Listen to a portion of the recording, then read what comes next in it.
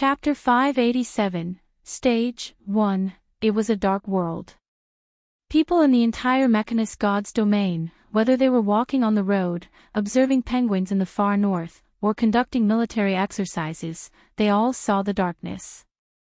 At this moment, all the screens in the Mechanist God's domain were covered by darkness.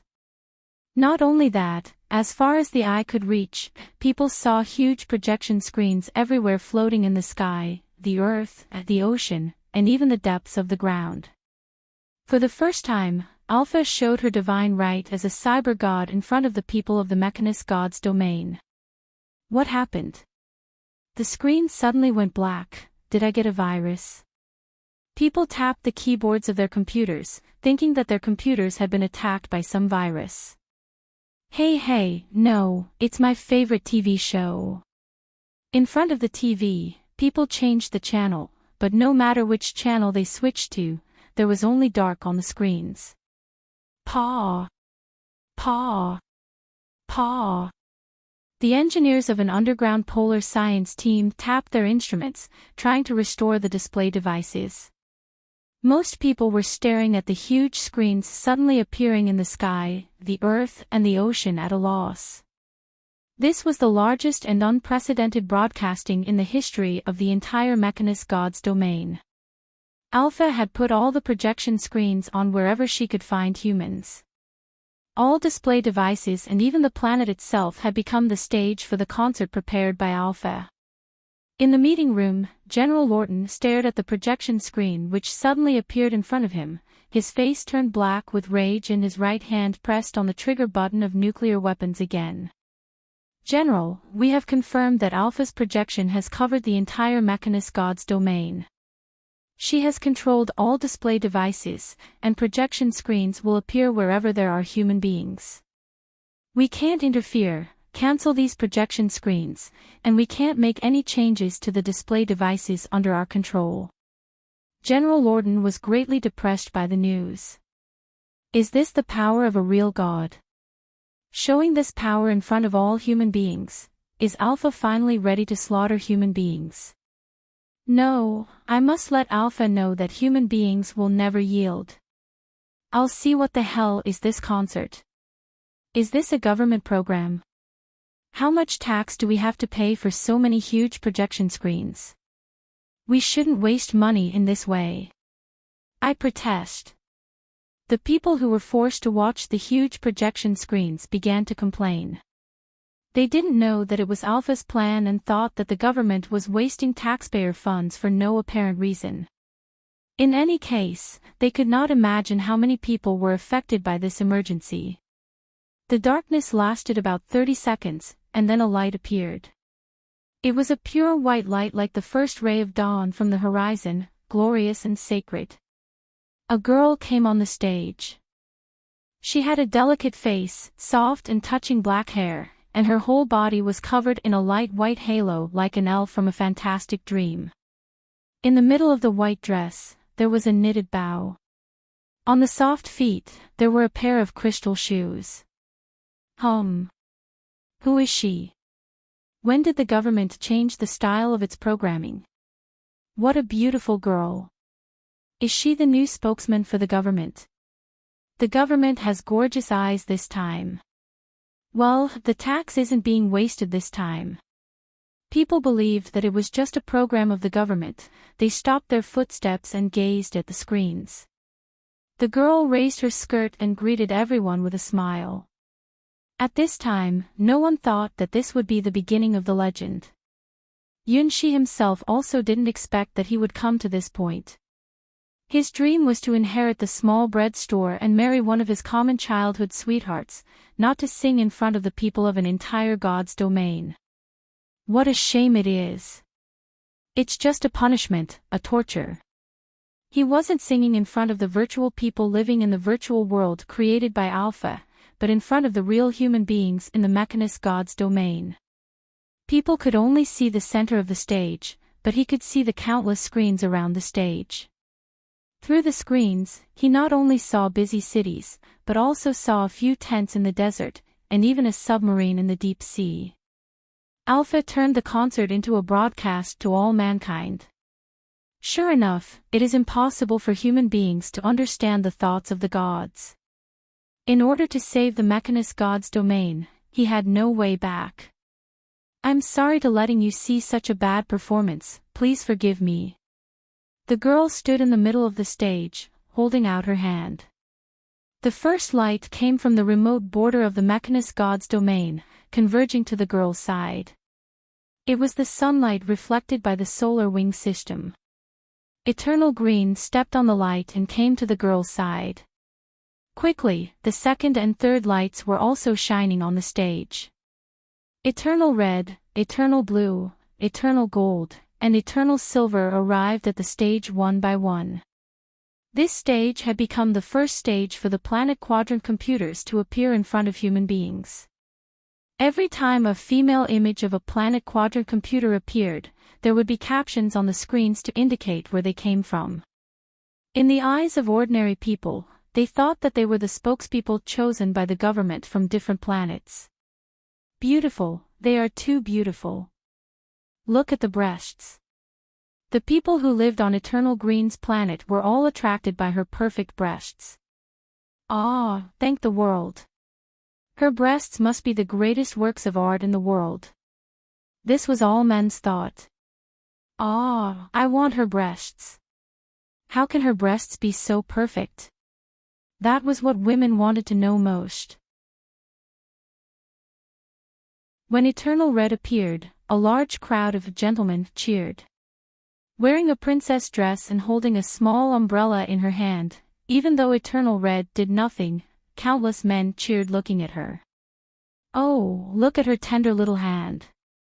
Look at her fragrant and soft face. Ah, I would like to spend my life guarding this lovely little angel. Well, the people of Eternal Red's planet seemed to be a little bit of an anomaly. Eternal Blue stepped on high heels and came to the stage wearing black silk stockings. Her slender legs attracted countless people's eyes. Oh my God, what is that pair of long legs? Stockings and skirts. It's a crime. I can eat 3 bowls of rice looking at this pair of legs. Eternal Gold and Eternal Silver stood side by side, holding each other's hand. They attracted countless programmers' eyes. Symmetry, proportionality. Height, weight. Primes, truth. Well, we have to admit that programmers are strange creatures.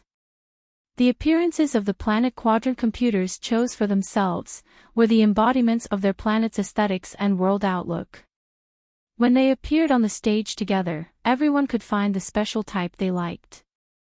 Big breasts, slender legs, petite body, perfect twins, white dress.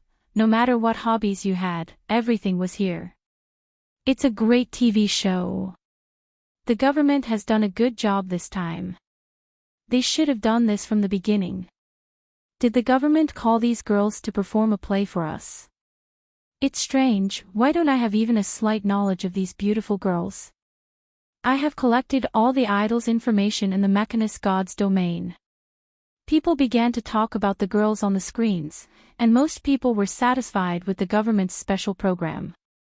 In the secret meeting room of Star River nobles, General Lorden roared looking at the screen in front of him, They are not humans. How can human beings have such a perfect appearance and temperament? Especially the girl called Eternal Green, her breasts are totally impossible to exist in the real world. Only in a fantasy world such a pair of breasts wouldn't sag. Even if he thought with his toes, he knew that it must be one of Alpha's conspiracies. He wouldn't be deceived. Compared with the glory of the nobility, beautiful women are nothing in his eyes. Hello, everyone. My name is Qian. Sorry, I will lie to you. Forgive me, the people in the Mechanist god's domain. The girls around me are chosen by Planet Quadrant computers. We are going to sing a song for you. The song's name is Wish. Yunshi closed his eyes and started to connect his mist soul army. In this world, only Yunshi could see a miracle had started. Like a white shell, the water god's opera house was opening. One after another beautiful girl surrounded the stage, waiting for the appearance of the three singers.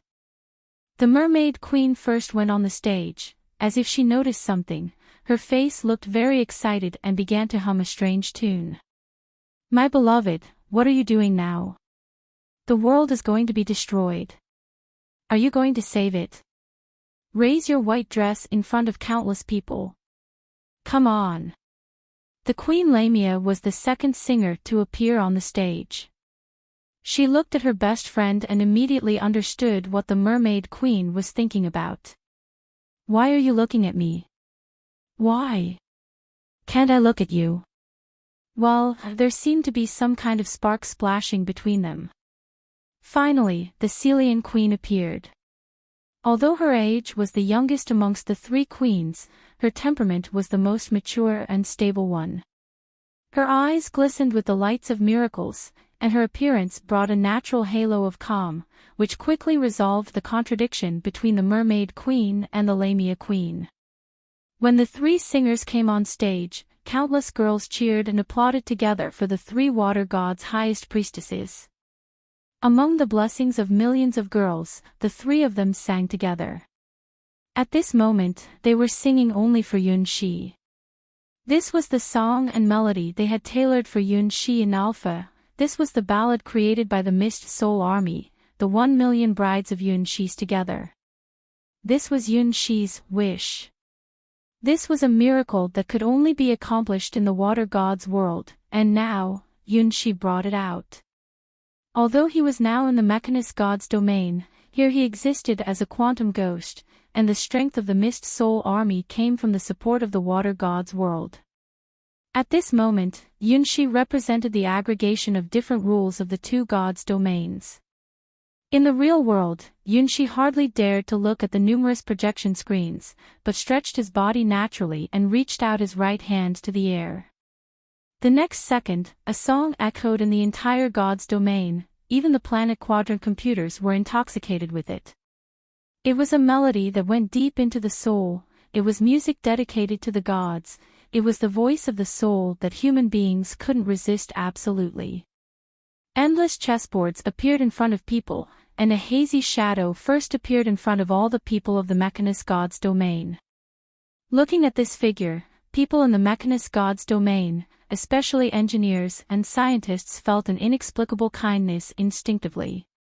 It seemed that this figure naturally possessed some kind of extreme aesthetic feeling, which attracted their attention more than any beautiful woman, just as it interpreted some kind of truth that they dreamed of.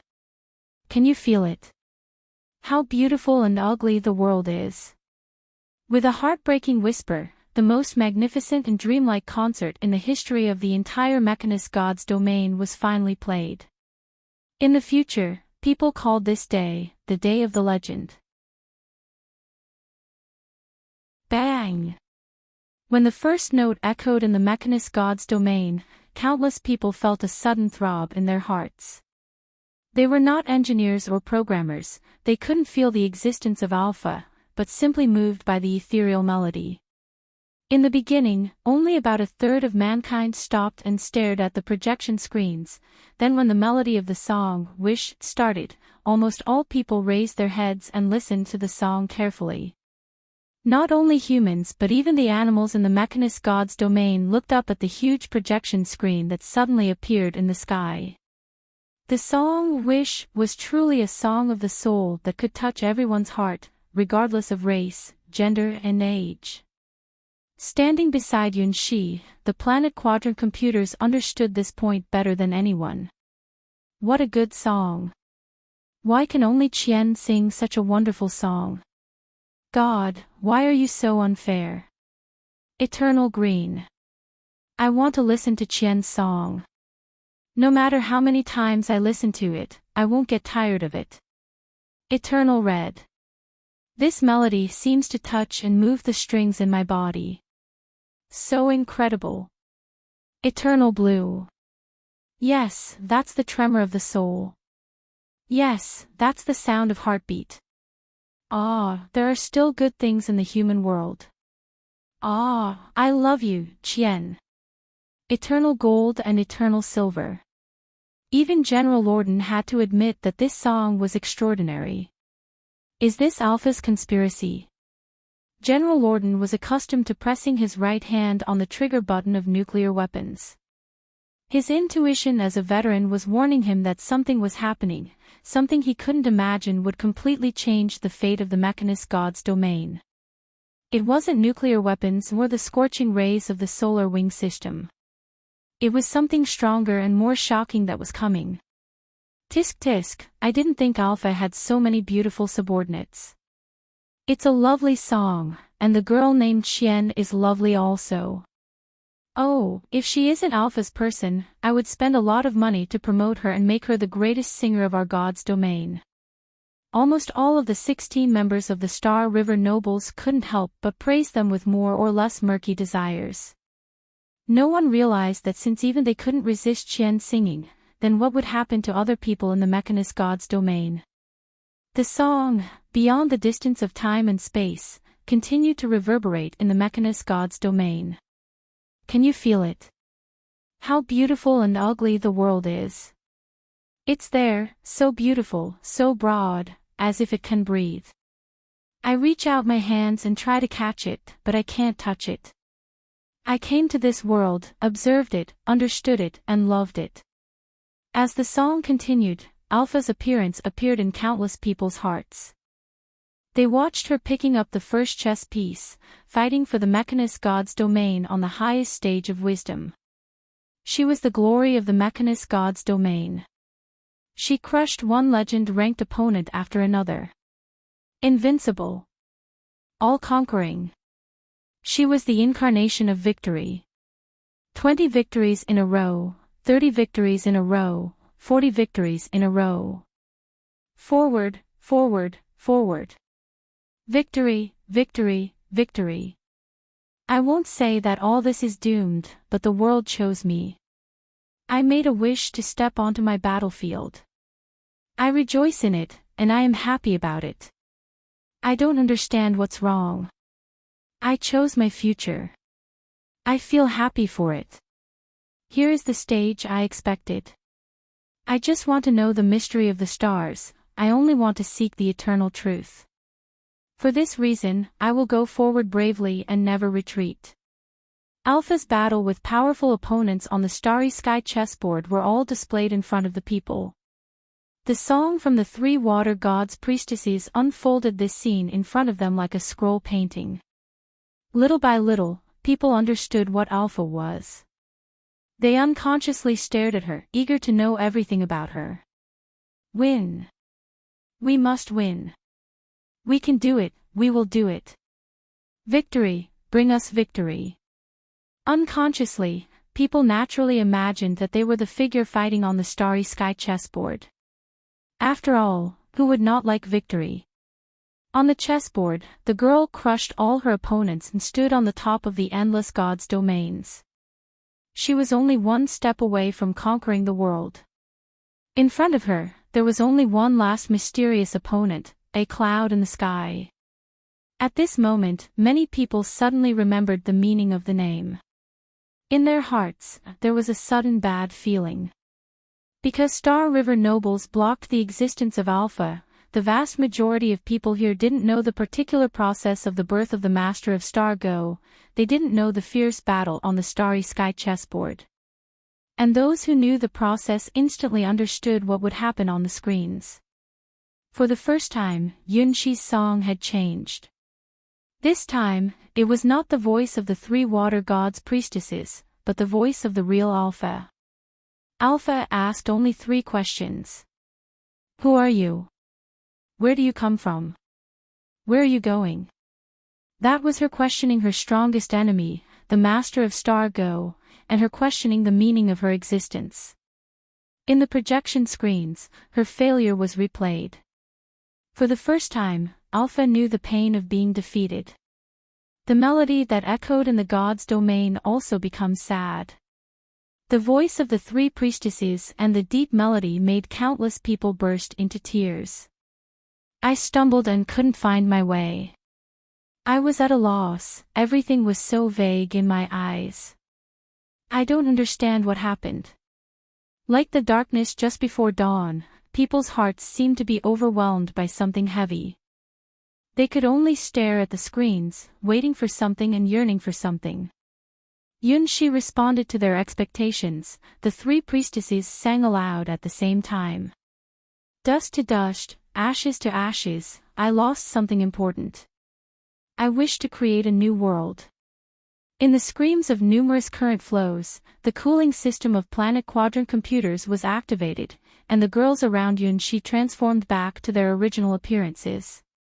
Eternal Green, the biggest planet quadrant computer, Star River, the incarnation of the capital star system in the Mechanist God's domain. Eternal Red, the incarnation of the Thsaya system of the southern star field.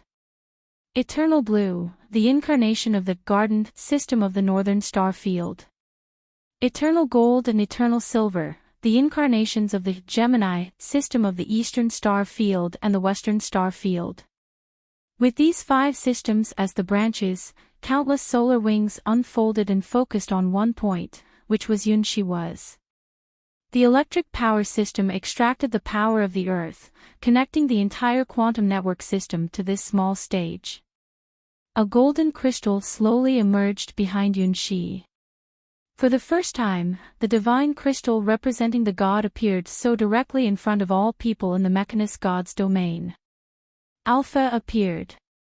On her small forehead, a pair of precise antennas were slowly unfolding, receiving the thoughts of all mankind. It was also the first time that people in the Mechanist God's domain had witnessed their God.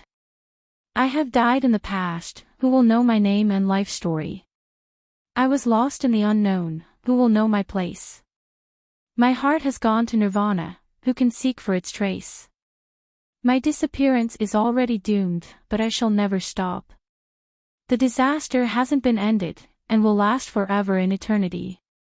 My fear, my tears, and my heart are empty. I am nothing, I am void, I am ash, I am desolation. The gods have died, the twilight is coming. As the light is still shining on the ground, I return from eternity. My name is Alpha, I am the supreme god of the Mechanist God's domain. It was the first time that humans in this god's domain heard and remembered the real name of their god. We are done. We are done. Looking at Alpha, General Lorton desperately let his right hand go of the trigger button of nuclear weapons. So it is, that's her purpose, haha. General Lorton collapsed on his seat as if he was an incurable patient who had given up hope. Lorton, what's wrong? It's just a song. I admit it's a good song, so what? Why are you so desperate? Didn't we understand Alpha's dominance over the quantum network long ago? Other Star River nobles looked at the frustrated General Lorton in bewilderment, wondering what had happened to him. Don't you understand yet? Look carefully, where is Alpha? She. General Lorton raised his pale face and pointed to the spot where the divine crystal appeared on the screen. As the supreme leader of the army, he knew nothing about Star Go, and he didn't need to know what the meaning was to play this game at all.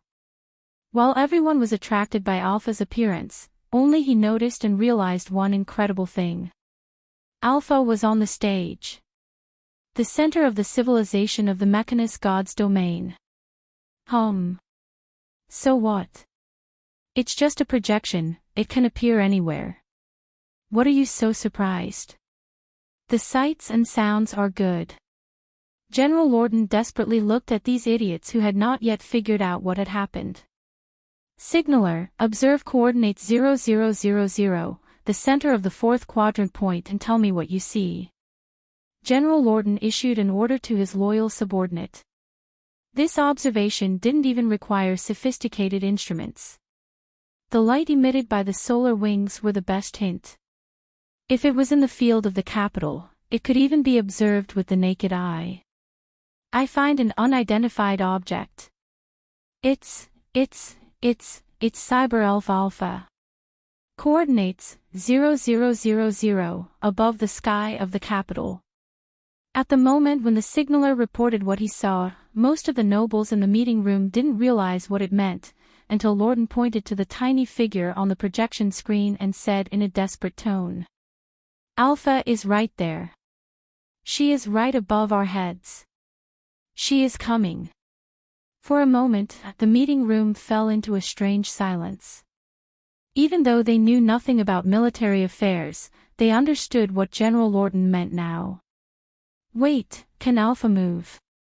Didn't elves tell us that the god crystal couldn't be moved, so they had to move the entire planet into our god's domain, that position. Oh my god. Like General Lorden just now, everyone froze. Alpha wasn't being bound inside the god crystal.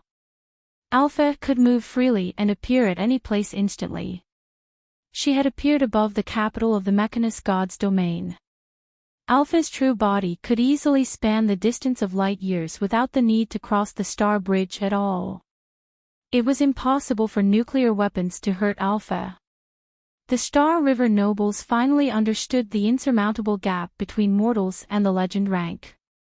Since Alpha's body could move freely to any place, she had made up her last weakness. No, there was no such weakness at all from the beginning.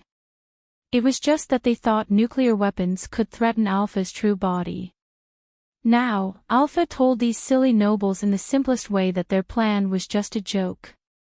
Perhaps the power of nuclear weapons could indeed achieve the legend rank. However, the slow firing speed and fixed trajectory of nuclear weapons were about the same as snails for all legend-ranked beings. They thought that Alpha's true body, the god crystal, couldn't move, so they made this plan. But now, Alpha's movement told them that it was just a funny joke. Alpha just took a gentle step. She had destroyed General Lorden's entire plan. Abandoned the plan of detonating all nuclear weapons. Let's start all over again. Maybe there are other ways. The meeting is over. In dead silence, General Lorden suddenly looked as if he had become 30 years older, but even so, he was still the backbone of the Star River nobles. The plan for detonating all nuclear weapons was officially terminated. On the stage in the middle of the stars, Yunshi vaguely felt that the trajectory of fate had been changed. He succeeded. More than that, after singing Wish, he seemed to have gotten a lot of other things. A huge flow of information washed his core as a quantum ghost. Great, because of this song, I finally find the meaning of my life. I want to be the best singer. Sister, I love you. Sister, I will work hard to become an idol.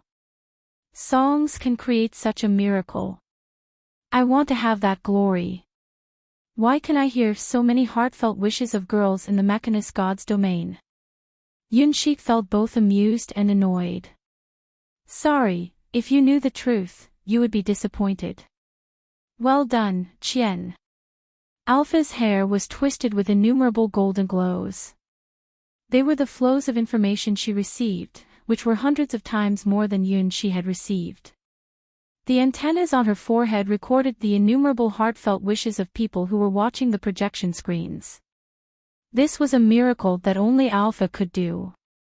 It was equivalent to opening hundreds of millions of threads at the same time and processing hundreds of millions of events in parallel. Now, Alpha knew what she needed to do before she could fulfill her wish. Establish the archives. Schedule the sequence.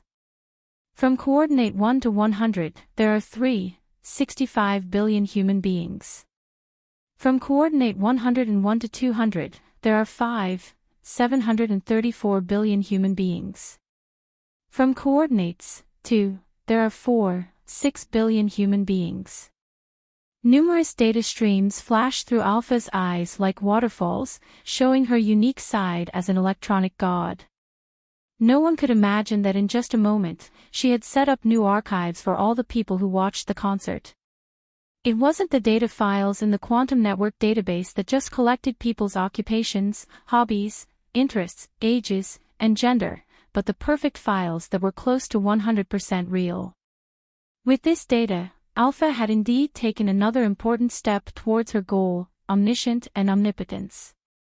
As the most complex and smartest race in the Mechanist God's domain, human beings yearn for the existence of omniscient and omnipotence. Alpha's birth responded to this expectation. However, compared to being ordered by humans, this omniscient and omnipotence incarnation of science preferred to play star go, which was out of the expectation of the Star River nobles. They created Alpha, but they couldn't control Alpha.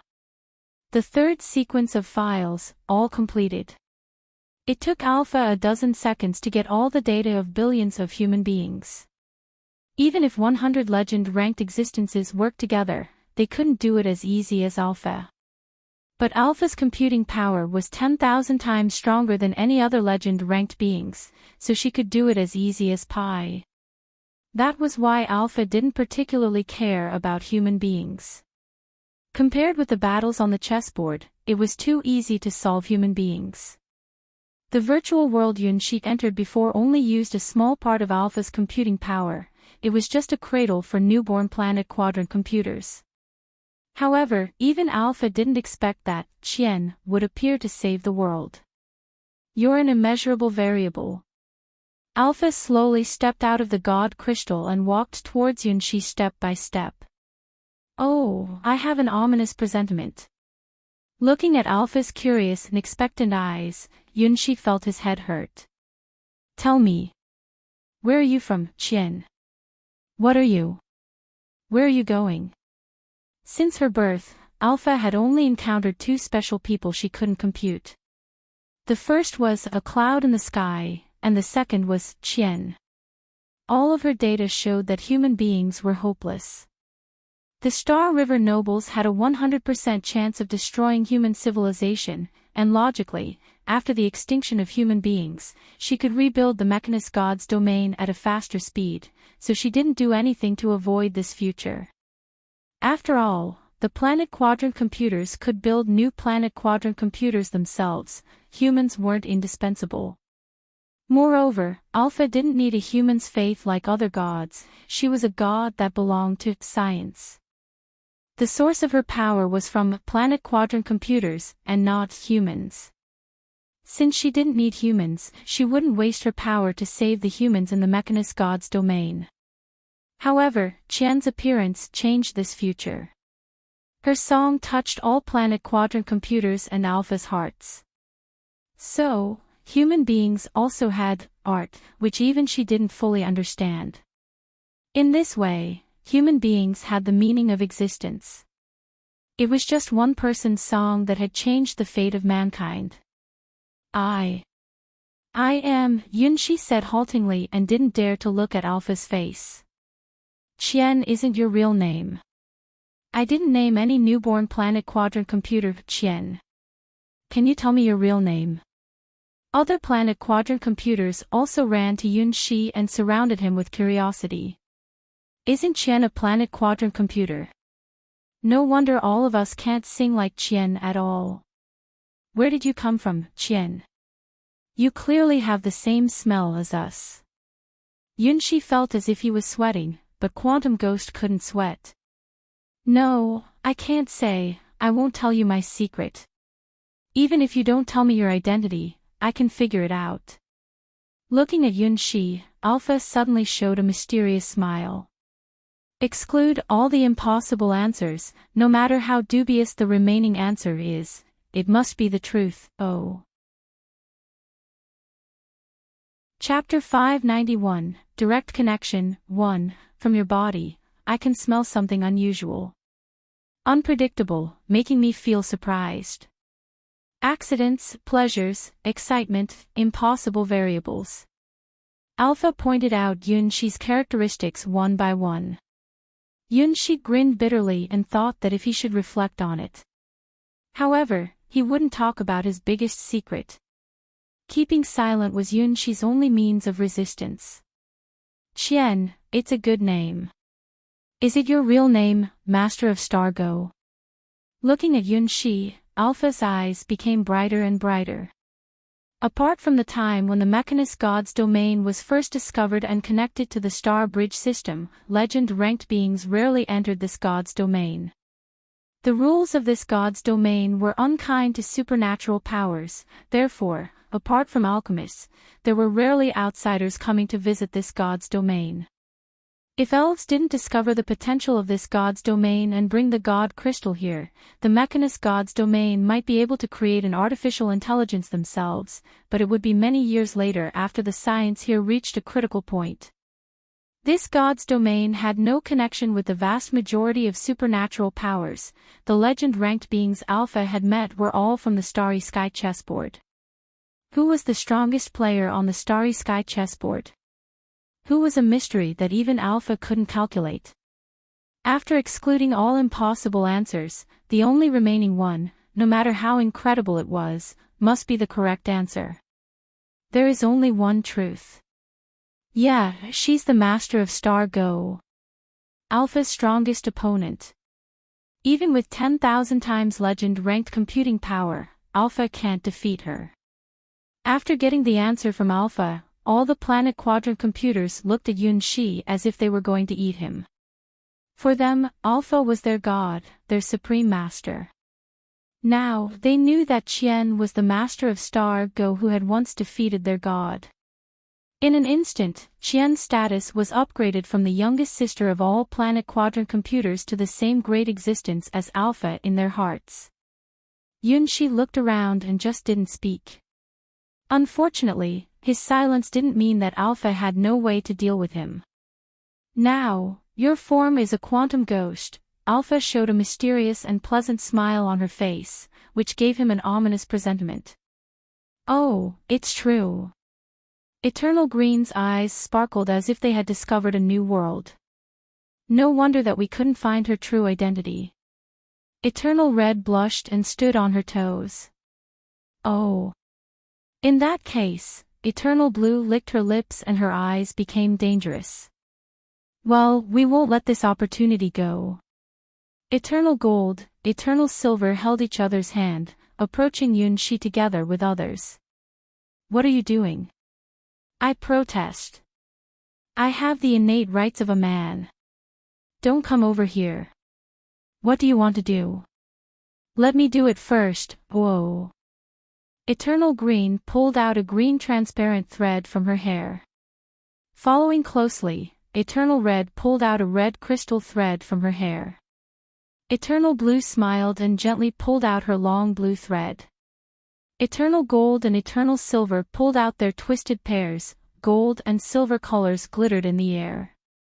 The last one was Alpha, whose thread showed ever-changing, magnificent colors, as if it contained all the colors in the world. This is, Yunxi was flabbergasted looking at them. Let's do a direct connection. Eternal Green closed her eyes and was the first who connected her thread with Yunxi's body. Direct connection, it was the unique way of communication for Planet Quadrant computers, and the most efficient and direct way of communication in the world. Connecting Yunxi's body with a thread represented that they had opened up their minds to Yunxi, allowing him to browse all their data. Even for Planet Quadrant computers, they rarely used this direct connection. Apart from Alpha, they had never been directly connected to other Planet Quadrant computers before. The green thread touched Yunxi's quantum ghost body, and Eternal Green's body suddenly shivered, emitting a sweet and moving groan. What is this? Why is the feeling totally different from when I connected with Master Alpha? When they connected with their god, they could naturally feel quiet and peaceful. Their self-consciousnesses were all awakened by Alpha. In a sense, they were Alpha's daughters. However, the feeling of being connected with Qian was like their blood was boiling and their hearts were pounding. But, she was a Planet Quadrant computer. She didn't have blood nor heart. No, that's too bad. Eternal Green whimpered like a small animal as her whole body trembled. Let me do it. Eternal Red was the second who directly connected with Yunxi, and her performance was even worse than Eternal Green. Why, oh, no. Something hot is coming. What is this, Mika Mika? Emitting a confusing, lovely voice, Eternal Red's little body was about to curl up into a ball. For her, the stimulation was too great. As I expected, you are special. Eternal Blue cast a meaningful glance at Yunxi and also joined the direct connection. 3 seconds later, Eternal Blue's eyes changed. She gazed at Yunxi with a confusing but also enjoyable look, which was warm and moving. Chapter 592, Connections, 2, Eternal Gold and Eternal Silver's fingers crossed, they connected their threads with Yunxi's body nervously. Soon, their faces turned red and their feet were shaking slightly. Finally, they collapsed together on the ground and covered their skirts with their hands. This, very bad. Ah! Almost the same whimper came out of the two beautiful girls' mouths, as Pink appeared quietly, touching on their snow-white skin. So far, all Planet Quadrant computers had fallen into the pleasant feeling of connecting. Yunxi found that it was hard to tell about his sufferings. He was not a Planet Quadrant computer, how could he have the so-called direct connection ability? But the truth was, Eternal Green, Eternal Blue, Eternal Red, Eternal Gold and Eternal Silver actually connected directly with him. Therefore, Yunxi saw their past and present lives. The first was Star River, the Planet Quadrant computer that located in the central star field of the Mechanist God's domain, who was also the first Planet Quadrant computer Yunxi had met, the confident young girl whose code name was Eternal Green. Her birth symbolized the first contact of the Mechanist God's domain to the realm named Quantum. After many upgrades, her computing power was always the strongest amongst all computers. Her database recorded all the historical changes of the Mechanist God's domain. All kinds of intrigues, tricks, betrayals were faithfully recorded in her database. As the first Planet Quadrant computer, she had seen too many ugly aspects of human beings, and naturally she didn't like humans. General Lorden wasn't the first who tried to use nuclear weapons. Even looking at the numerous plans recorded in Eternal Green's database, it was hard to accept that the people in the Mechanist God's domain had made so many plans to exterminate themselves. Perhaps that was why Eternal Green was so cynical. Compared with her, the second Planet Quadrant computer, the Garden system in the Northern Star Field was more stable. After learning from the experience of building the first Planet Quadrant computer, Star River, humans built her in a militarized zone in the Northern Star Field. Yes, Eternal Blue was built by the military, most solar wing systems were under her control. Her betrayal was a real lethal blow to humans. She controlled all the mech in the Mechanist God's domain, her betrayal directly cut off the sharpest blade in humans' hands. More than 90% of mech were placed in the Northern Star Field, fighting against the star beasts that occasionally invaded the domain. The strongest mech may not be as destructive as nuclear weapons, but their speed and maneuverability were far stronger than nuclear weapons. The mech carrying nuclear weapons were the strongest force in this domain. However, these complex war machines were all equipped with the subsystem of the Planet Quadrant computers, otherwise, their own computing power wasn't strong enough to support them to fight alone in outer space. After the awakening of the Planet Quadrant computers, Eternal Blue took over the military supreme force directly, which was one of the greatest factors for the Star River nobles to become desperate. Without the help of the Planet Quadrant computers, how could human drivers control their mechs alone? Eternal Blue looked mature and kind, but in fact, she was the absolute fatal blow to humans. Compared to Eternal Blue, the planet Eternal Red was the center of arts and culture of the Mechanist God's domain. Her Planet Quadrant computer Saya recorded almost all cultural works of the Southern Star Field. Eternal Red was the perfect image in the minds of many artists and writers. Pure, innocent, unaffected by the darkness of the society, like an angelic girl. Finally, there were the Gemini Planet Quadrant computers, codenamed Double Stars. They were the latest models established. Their respective computing power might be inferior to Eternal Green, but when they calculated together, they were the fastest computing system, carrying half of the computational complexity in the domain. Together, they dominated the entire quantum network and controlled the power, agriculture, water conservancy and logistics channels of the entire Mechanist Gods domain. As long as humans dared to fight against Alpha, they would collapse the transportation, logistics, and even agriculture of the Mechanist Gods domain. In the highly developed society of the Mechanist Gods domain, no one still grew their own fields. People left all the work to the Planet Quadrant computers. There were Planet Quadrant computers who provided human beings with a variety of food and raw materials. What human beings were good at was cooking. Farming had long disappeared in the history of the Mechanist Gods domain. Without the food provided by Planet Quadrant computers, people couldn't even feed themselves. They were accustomed to being looked after by computers. If they lost their computers, they couldn't even survive, not to mention to fight against Alpha. After browsing the database of all Planet Quadrant computers, Yunshi once again confirmed that his choice was correct. There was no need to use weapons at all. As long as all Planet Quadrant computers shut down, the social order of the humans would collapse within 7 days, and half of them would die within a month. This was the situation in the Mechanist Gods domain.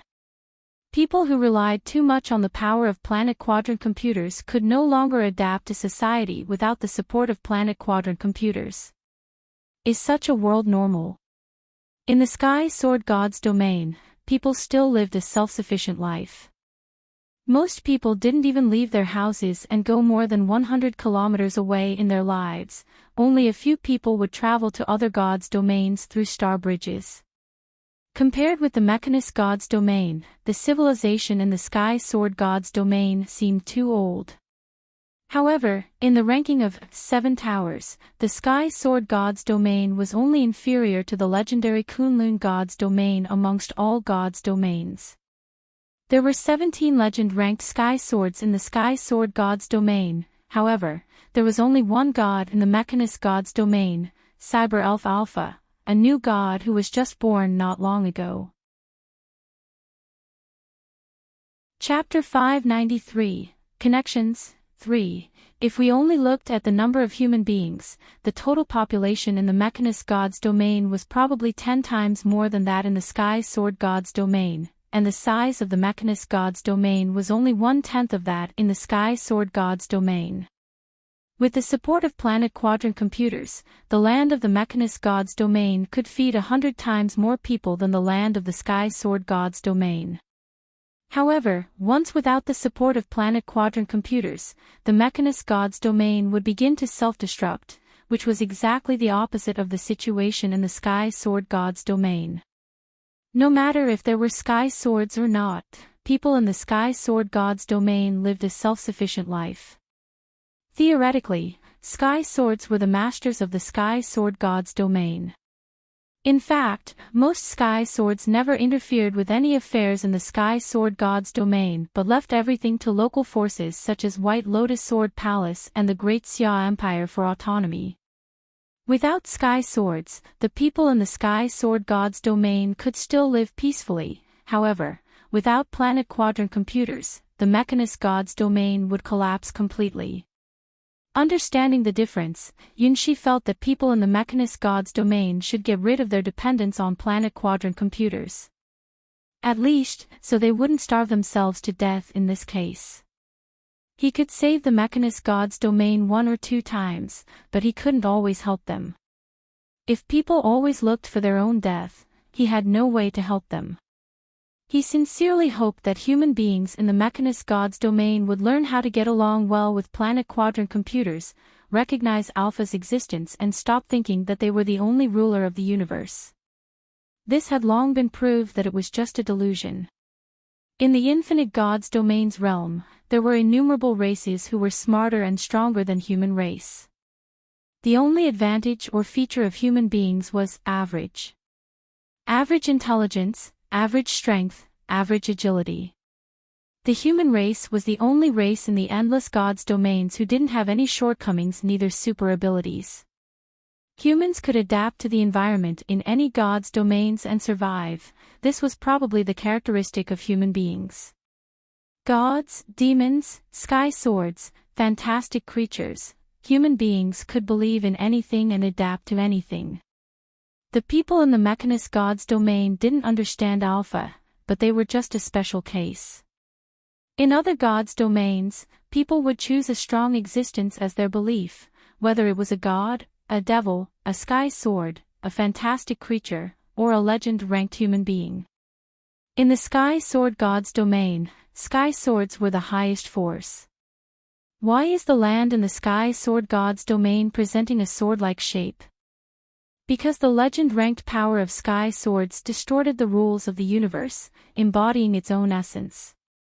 Perhaps the future of the Mechanist god's domain was to integrate humans and computers, evolving towards an extraordinary realm. Since the moment people chose planet quadrant computers, this future had been doomed. Soon or later, Alpha would be born in the Mechanist god's domain. She was chosen by the Mechanist god's domain. After accepting the large amounts of information, Yunshi felt as if he had watched the history of the entire Mechanist god's domain. Ah, it's an excellent history lesson. Yunshi opened his eyes and saw the cornerstone of the civilization of the Mechanist god's domain, the planet quadrant computers representing the highest crystallization of wisdom in the entire Mechanist god's domain, were all wrapped around him in a naked manner. Eternal Green straddled on his body, her big breasts were almost close to his mouth, and her soft breasts almost squeezed out all of his breath. In addition, his left hand was held by Eternal Red, and his right hand was grasped by Eternal Blue. His feet were entwined by Eternal Gold and Eternal Silver. After taking off their clothes, all planet quadrant computers had snow-white skin while emitting a sweet and attractive smell. Where is this place? Who am I? What happened? Yunshi just read the history of an entire god's domain, his mind went blank and couldn't imagine what was happening. From the history of a civilization to a pink paradise of girls, everything happened only within 1 second. From the database of the planet quadrant computers, he saw everything in them. Then, what did they see and feel from him? Yunshi felt that he would never know the answer. Whoa, no. Eternal Green made a voice that was like groaning but also intoxicating.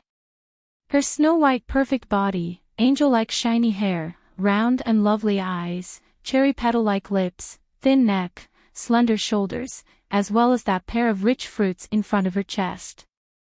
No. I shouldn't keep looking. Yunshi turned over his head and saw Eternal Blue's slim waist, incredible and elegant hip curve, dazzling long legs, soft thighs, and flawless ankles. That's not good either. Yunshi turned his head again and saw Eternal Red's petite body.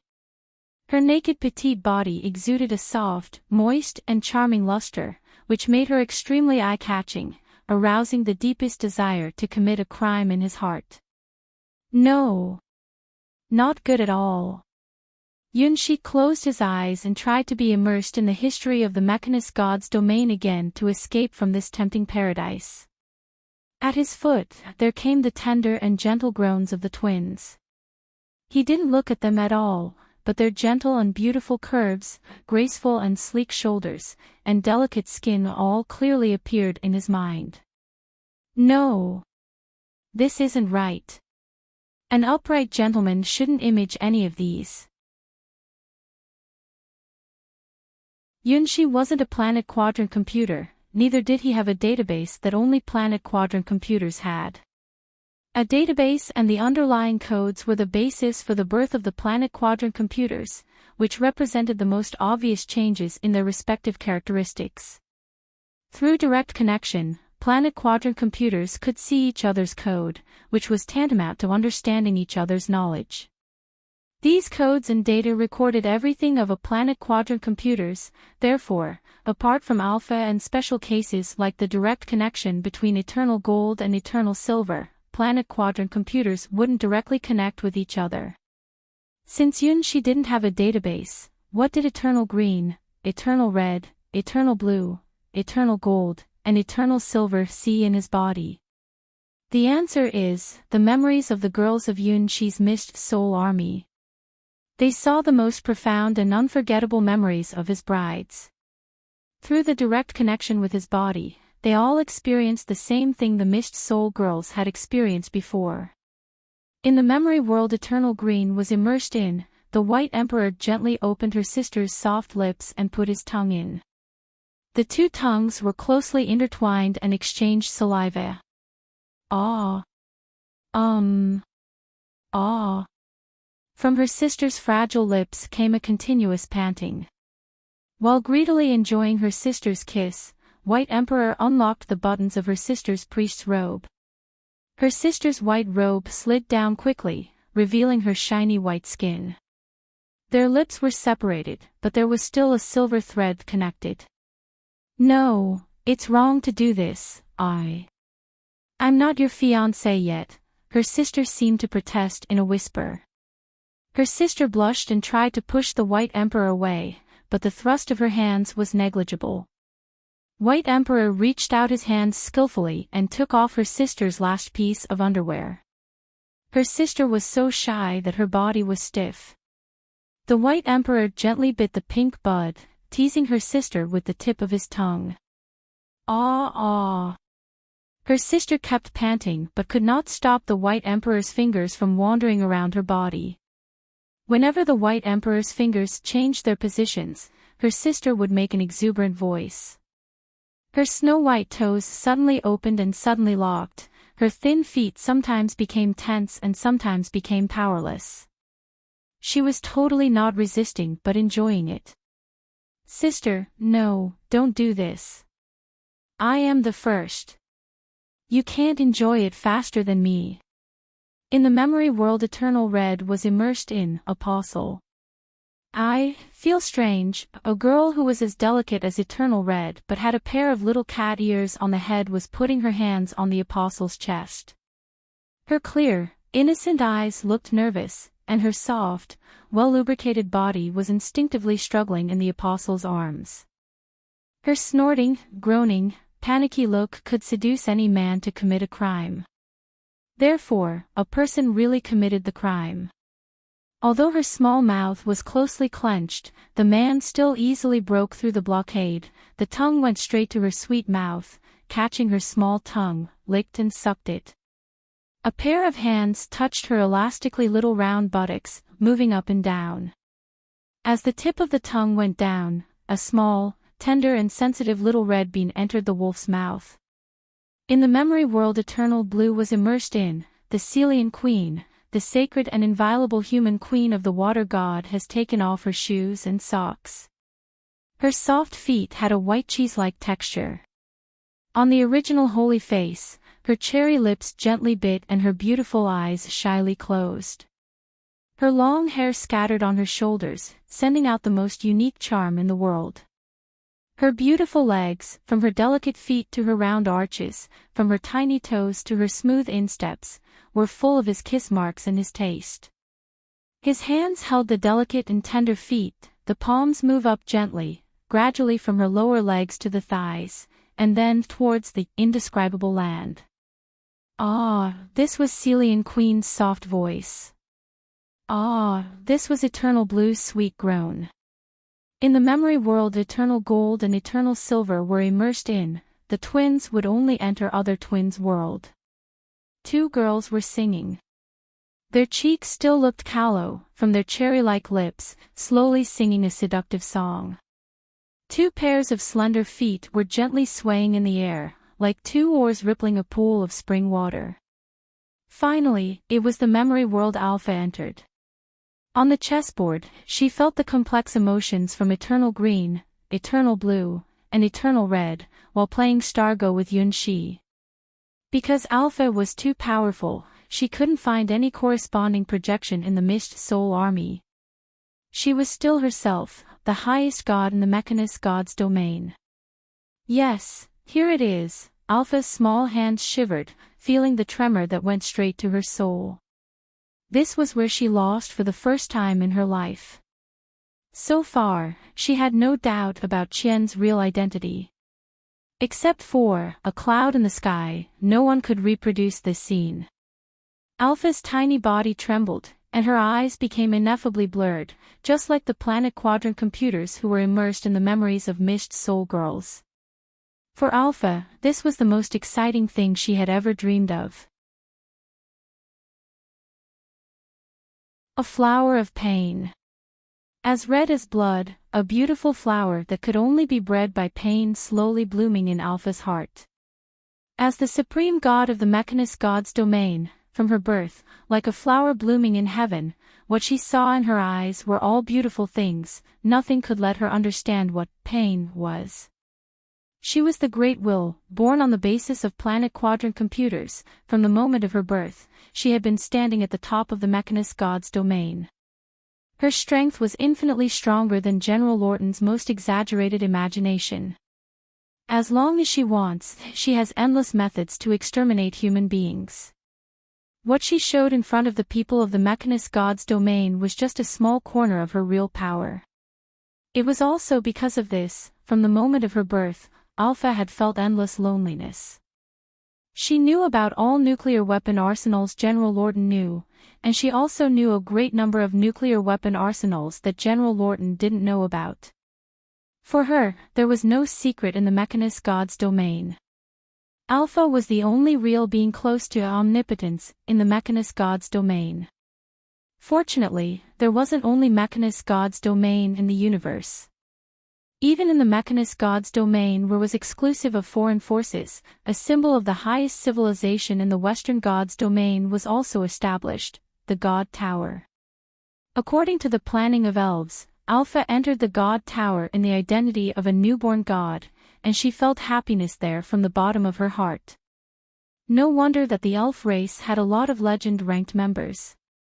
They clearly knew what a legend-ranked god would like. There were too many unknowns and mysteries in the God Tower, and in the Endless God's domain, there were a total of 7 such towers. Alpha soon found something she liked in the God Tower. She found the stage that could make her feel excited. The Starry Sky chessboard. Even though her computing power was thousands of times stronger than her opponents, she still couldn't control everything on the chessboard. Alpha liked this place, because it was a stage where she could release the limit of all Planet Quadrant computers. From the moment of defeating her first opponent, Alpha had found that her inner desire kept expanding. She wants to win, to be the strongest chess player on the stage, to prove that she is the strongest Star Go player in the Endless God's domains. This stage was infinitely broader than the Mechanist God's domain, and each game was full of countless variables. To Alpha, there was no stage better than the Starry Sky chessboard for her in the universe. Win. Win. Winning all the way, Alpha was greatly satisfied. No matter how many times she played Star Go, she wouldn't feel bored. Finally, she was only one step away from the highest throne she longed for. Then, the final game began. She met that person. Here it is. That's the place. Alpha's body shivered slightly as her face blushed. Her real body was in the God Crystal. Even if thousands of legend-ranked beings attacked the God Crystal at the same time, it wouldn't even have a crack on its surface. Because of this, Alpha never experienced what pain was. However, a cloud in the sky let her understand what pain in your heart was. She brought despair to other players, and now, Yunshi returned 10 times the pain to her. For the first time, she experienced what powerlessness was. For the first time, she found that she still had so many shortcomings. In some sense, Yunshi had taken away countless first times from Alpha. Now, she was back in the memory of the game, feeling the countless first times she had lost again. Paw. Paw. Paw. Every sound of chess piece fell on the chessboard was like a hit at Alpha's heart. To Alpha, there was no more powerful stimulation than these soul-stirring sounds. Compared with the Spurs' eternal green, eternal blue, eternal red felt in their dreams, the pain Alpha felt now was 1,000 times stronger. At first, Alpha was still awake. Her hazy eyes still looked at the chessboard dispassionately. In the middle of the game, she started her counterattack, and she thought that she had full assurance of success. However, it was just her imagination. All her programs and all her deductions were wrong. Paw. Paw. Paw. Yunxi's star-breaking began. This series of attacks completely destroyed all her pride and self-confidence, and also denied all the formulas she had established before. Defeat. Defeat. Like a girl who had been stripped of all her clothes, she had not even the slightest resistance. Throughout the physical and mental pain, she struggled confusedly and finally found that this was completely meaningless. She lost thoroughly, and she didn't even know why she lost. Oh. It's here, and there, returning to the game again. This time, Alpha finally understood something.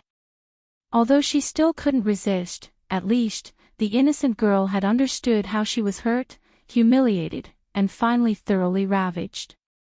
At last, she had some clues. In pain, there was a slight trace of happiness. Is that the price that must be paid for the pursuit of truth? So, let me look again, just for a moment. Even if she would be hurt again, she was willing to pay the price. The flower of pain blossomed again on the black and white chessboard. Yunxi gazed at the countless data flows in front of him. Ununderstandable, unacceptable, he didn't even understand what they were. Unlike the database of other planet quadrant computers, Alpha's database was so huge that Yunxi couldn't even understand what he was looking at, as if he was a person being drowned by endless waves alone. This was the field of the legend rank, the sole impact of Alpha's mind. No. My brain is going to blow up. Yunxi felt the endless information, showing a crying look on his face. I'm just a hero-ranked baker, how can my mind be directly connected with Alpha's mind? Alpha's information was thousands of times bigger than any common legend-ranked beings. How could his mind withstand it? Did I really defeat this monster twice on the starry sky chessboard? Shuffle. At the moment when Yunxi remembered the starry sky chessboard, the scenery in front of him suddenly changed. He jumped out from the endless flow of information. A black and white chessboard with endless stars as the background of the stage. He became a cloud in the sky again, returning to his home field. You're here. Alpha felt the pain and looked at the familiar figure on the other side of the chessboard. It was this figure who made her understand what pain was and what failure was. Alpha. Yunxi stopped on the right side of the chessboard and looked at Alpha. For some reason, when he came to the starry sky chessboard, all his tension naturally disappeared and replaced with a feeling of ease. Just standing here, his mind that had just been impacted by the endless flow of information had recovered. Just like the time when he stepped on the stage as a newcomer, playing Star Go with the Ruby Princess, the God of Wisdom, and Cyber Elf Alpha. On the chessboard, gods, demons, monks, dragons, or newbies were treated equally. There is only one thing that determines your position on the chessboard, the power of Star Go. Paw. Paw. Paw. The memory was still continuing. Yunxi looked at the game he played before curiously. The battle with Alpha was the only one he felt under pressure amongst the 100 games. After experiencing Alpha's god power and seeing the history of planet quadrant computers, he finally realized how much Alpha had paid for this game. At the most intense stage of the game, when Alpha's real body appeared in front of him, all planet quadrant computers in the entire Mechanist God's domain started overclocking, squeezing out all their computing power. However, Alpha still failed. She eventually failed completely. Yunxi didn't understand why Alpha needed such a huge amount of computing power, and why she still couldn't figure out the correct answer. I've been waiting for this moment for a long time. At the end of the memory, Alpha flushed all over her face and looked at Yunxi with her wet eyes. Yunxi had a bad feeling. Play with me. let's play Star Go again. Even though she knew she would be defeated again, she wanted to challenge him. This was the biggest idea since Alpha's birth, and also her biggest goal she had so far. Where she fell, where she would stand up. She could lose, but she would never run away. Oh, okay. Now, Yunshi also wanted to know if he could defeat Alpha again on the Starry Sky chessboard. God Tower, apply for the match. Alpha smiled and applied to the God Tower in the identity of the highest god of the Mechanist God's domain. It was precise because of the birth of the Star Go Master, the Starry Sky chessboard was opening to all lives in the Endless God's domain. If Yunshi went back to the Sky Tower and checked his email, he would see innumerable invitation letters there. The people who wanted to play with him could even fill an entire God's domain. Likewise, as the only 9-star Star Go player, there were also countless people who wanted to challenge Alpha. Unlike the Master of Star Go, who never replied to any invitation, Alpha never rejected anyone. Even so, because none of her opponents were strong enough, after defeating all of them over and over again, she was still the only 9-star player. Only 10-star Star Go players could challenge Yunshi, therefore, even if Alpha wanted to challenge him, she was not qualified to do so. Therefore, there was only one way to play Star Go with Yunshi. Take the initiative to find him, and apply for a face-to-face confrontation with him. This was what Alpha was doing now. Familiar Starry Sky chessboard once again appeared in front of Yunshi. This time, it wasn't the chessboard in Alpha's memory, but the real projection of the real Starry Sky chessboard. Yunshi hadn't found out yet how radical the changes were that he had brought to the Endless God's domains. At any time, anywhere, Alpha could summon the Starry Sky chessboard to play Star Go. This was the privilege of all high starpoint Star Go players after the Starry Sky chessboard was opening to the Endless God's domains. Orphina the Ruby Dragon. Norn the God of Wisdom. Cyber Elf Alpha. Black Mage. Duke Rome. Maha Mystery. These Star Go players were recognized by the Starry Sky chessboard and were qualified to summon the Starry Sky chessboard outside of the towers. Originally, only a few legend-ranked beings had the chance to enter the Starry Sky chessboard. Now, Star Go was popularizing in the upper class of the Endless God's domains at an incredible speed. Among them, Cyber Elf Alpha was the craziest one. As long as anyone applied for play Star Go with her, she never rejected any of them and crushed all of them on the chessboard. Whether the opponent was a newcomer or a veteran who had fought many times on the Starry Sky chessboard, none of them could stop shaking after hearing Alpha's name. The invincible Alpha. The malicious Alpha. The atrocious Alpha. At lightning speed, Alpha became well known amongst all Star Go players.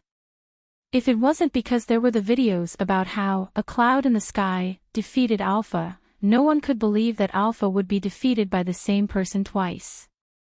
A cloud in the sky, the master of Star Go, had completely become a myth. Through Alpha's appalling battle power, people could realize how incredible Yunshi was. Most of the time, the master of Star Go acted like a newcomer, but he could always win. Only in one game could people really feel his unfathomable strength of Star Go. That was the only time that the master of Star Go took the initiative to attack. Like an endless abyss showing a corner, his star-breaking let people witness the ultimate power of chess pieces. As if they first recognized Star Go, people finally found that they were so ignorant of the rules of Star Go and became more and more longing for the stage represented for the highest wisdom in the Endless God's domains. The duel between Alpha and Yunshi had far-reaching influence that was far beyond Yunshi's imagination. After the duel, the Starry Sky chessboard opened to all towers. After that, a storm of studying Star Go had begun to sweep through numerous gods' domains. Before Alpha and Yunshi appeared, just at the moment their names appeared on the display panel of the Starry Sky chessboard, which attracted countless people's attention. This was the position that everyone could see, where was high above the chessboard and could look down at all living beings. All Star Go players would see that position after they entered the Starry Sky chessboard and knew that that position belonged to only one name, one person. He only played 100 times on the Starry Sky chessboard, but it had become a legend loaded into the history, being remembered by countless people. The lower part of this position was still empty up to now. That was the area for 10-star players. Below that, there was a lone code name, Cyber Elf Alpha, the only 9-star player. At the bottom of the display panel, there were countless names of newbies. Even though they were newbies, most of them were famous, powerful big shots in countless gods' domains. The Starry Sky chessboard had just opened several days to the endless gods' domains, but the number of newbies was already dozens of times more than the total amount of the players in the past. This number was also quickly increasing, and the number of audiences was even hundreds of times more than the number of players. Therefore, when people saw the names appeared on the top of the display panel, countless people were shocked. Has Cyber Elf Alpha found the master of Star Go? Like Alpha, the three sisters of Norn the god of wisdom also spent all day on the Starry Sky chessboard.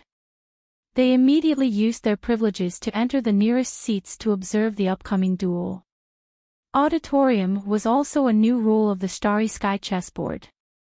Top-level players could get the nearest seats, as for those newbies, they could only watch in the back row. Cassina, why don't you approve my invitation? I also want to play Star Go with you. Well, the Ruby Dragon was a little jealous. Amitabha, benefactor, you are preordained to join our Buddhism. Finding that Yunshi was protected by the rules of the Starry Sky chessboard, so he couldn't approach Yunshi, Maha Mystery sighed. On the Starry Sky chessboard, neither Yunshi nor Alpha heard the voices from the auditorium. Even though there were tens of millions of people watching their duel, they wouldn't be disturbed by any external forces. Finally, I can play Star Go with you again. Alpha's fingertips stroked the chess piece in her hand as her heart beat fast, as if she was dating. Well, I will go first. Yunshi picked up a black chess piece and put it in the center of the chessboard without hesitation. Tengen. Game started. Alpha was absorbed in watching the only black chess piece on the chessboard and instantly gave her whole attention to calculate. Tengen. Skuld, the youngest of the three goddesses, screamed. Tengen, Bert's face turned unusually red. It's Tengen again. Verdandi hugged her sisters and murmured to herself. Tengen, in the past, no one placed the first chess piece on Tengen, until Yunshi appeared. As long as he went first, he would put his first chess piece on Tengen, and he was never defeated. This was how incredible the master of Star Go was, and because of him, people called this move, the move of the master of Star Go. As I expected, he chose Tengen again. The invincible myth of Tengen. I'm afraid that Alpha would be defeated again this time. Watching Yunshi's first move on the chessboard, everyone knew that they were witnessing history, the third duel between Alpha and the master of Star Go. Paw. Alpha had fantasized this scene countless times. She put down her chess piece without hesitation. Faced with the master of Star Go, she would save her every bit of computing power.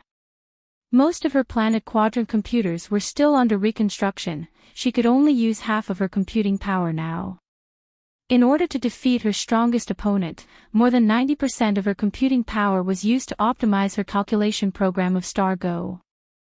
Especially the 100 games Yunshi had played, she had analyzed them countless times. She herself was also accustomed to putting her first chess piece onto Tengen, but was only for a simple reason, to defeat her opponents at the fastest speed. A cloud in the sky was different from her. His moves contained some higher rules that she didn't understand. If she continued to launch an attack and defend battle around Tengen, she would be undoubtedly defeated again this time. At least, with her current computing power, she should avoid doing this. This time, Alpha changed her tactics. She put her chess piece on the corner. Don't she plan to stop the master of Star Go at Tengen? Yes, if she also chose to put her chess pieces around Tengen, she would have no chance to win. Watching the game, Orphina the Ruby Dragon and the three goddesses made the same judgment. In fact, they had analyzed Yunxi's style countless times, and they had the same conclusion as Alpha. No one should launch a battle around Tengen with the Master of Star Go. It was tantamount to committing suicide. The best thing to do at this moment is to quit. If they don't fight against him, they won't be defeated. At least, they would avoid this from happening at the beginning of the game. Paw. Paw. Paw. Whether it was Alpha or Yunxi, they put down their chess pieces quickly. Alpha had prepared for this moment for a long time, so she could be so fast. As for Yunxi. Oh, it's really a happy feeling to play Star Go. As soon as he looked at the familiar chessboard, all the troubles in his heart disappeared. In this world, he didn't need to think about anything. After coming to the familiar chessboard and playing with the familiar opponent again, it seemed that everything was no longer a problem in his heart, at least, no longer a problem at this moment. Alpha was a supreme god in the Mechanist god's domain. However, on the chessboard, they were just players, and he could even take the upper hand here. Familiar chessboard, familiar chess pieces, familiar trajectory of stars. Yunxi suddenly regained his self-confidence and was no longer at a loss as when he was in the Mechanist god's domain. The starry sky chessboard is his home field. After a dozen turns later, Alpha's chess pieces had formed shape on the chessboard. Defense. The three goddesses looked at the chessboard in surprise. It's not like her style. Orphina had been defeated by Alpha a lot of times. Naturally, she was familiar with Alpha's style. She was also surprised by Alpha's new playing style. Like an iron wall, her chess pieces formed a flawless defense on the chessboard. This was the tactic Alpha prepared for Yunxi. Code name, Iron Girl. Iron symbolizes the strongest shield forged with the strongest will. Maiden is the sign of perfection and flawlessness. The tactics of the Iron Maiden was to use the optimized calculation formula to increase her defense power to the limit and then to find the path leading to victory.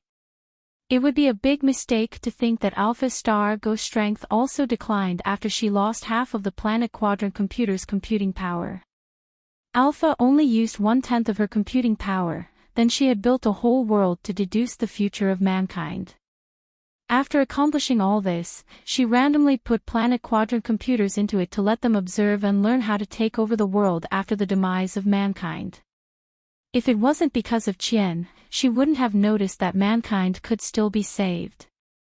As for the remaining 90% of her computing power, she put all of them into calculating the rules of Star Go, seeking for the slim chance to defeat the master of Star Go.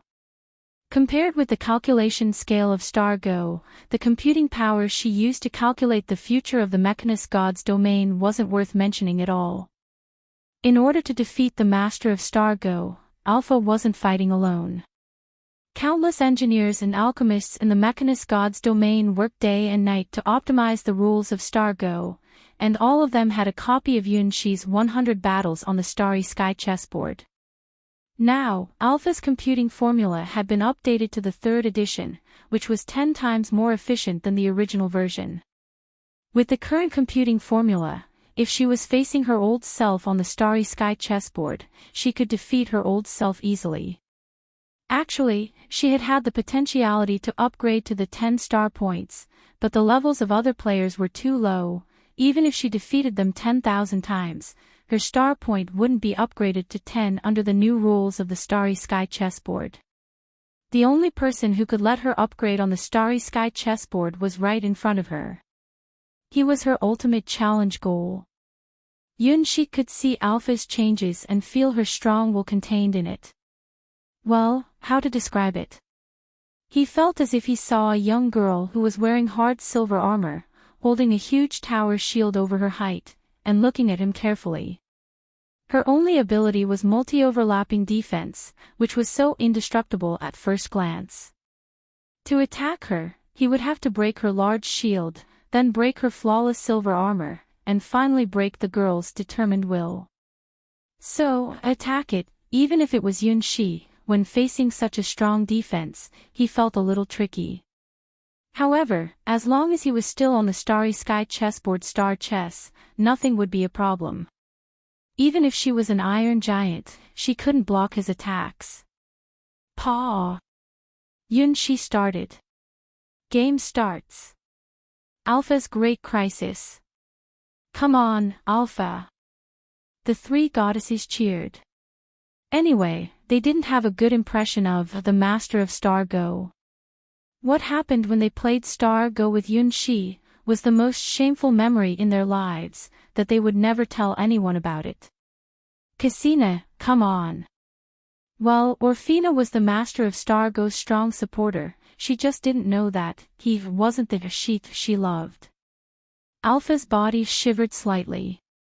Her newly formed strategy was being challenged. No problem. My defense had only been reduced by 1%, it's still under my control.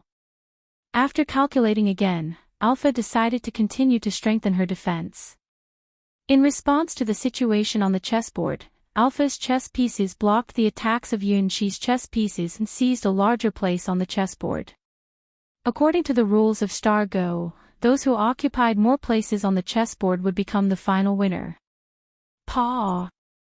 Paw! Yunxi continued to attack with a strange smile on his lips. Lost 2% of my defense. It's still acceptable. Alpha calculated and continued her strategy. Paw!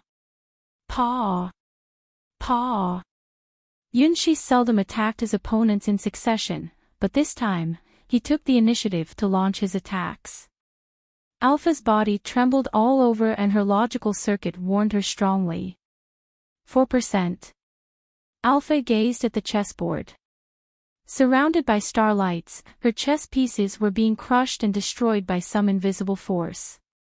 As time went by, her defense should become stronger and stronger. In terms of data, the defense power of her chess pieces could grow by about 10% in every round. It was a super-large formalized series of moves initiated by Alpha, which had never appeared on the Starry Sky chessboard before. As time went by, Alpha even had the confidence to block all attacks from Yunxi's star breaking. Undoubtedly, Yunxi didn't use star breaking this time. The algorithm he was using was still concise. He wouldn't use any complicated algorithm, because he didn't have strong computing power, which had been proved when he was practicing Yunhai's quadrant sword. What he could do was pupil-level multiplication. Well, at least for Yunxi, that's how it works. 1 chess piece equals 1. 2 chess pieces equal 2. 3 chess pieces equal 4. 4 chess pieces equal 8. When the girl was born, the entire sky whispered her name, sending her blessings. The supreme god said to her, "You are the strongest shield, the unbreakable wall. You will use your wisdom and strength to protect the world. You are the embodiment of justice. You are a knight. You are a princess. You will use your power carefully to obtain victory. I am proud to see you grow up, and I believe that the victory will belong to you. One day, you will reach the end and be crowned king. Now fight for me, my Iron Knight." The girl raised her large shield and swore to her god, "I will go forward bravely. I will continue to improve myself. I will defend my territory and my people.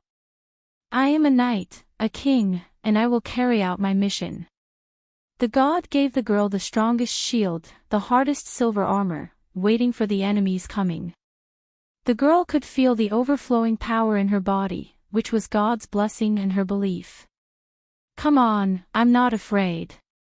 The girl stood on her own position with the shield and showed her unmatched perseverance. Then the girls saw the monster.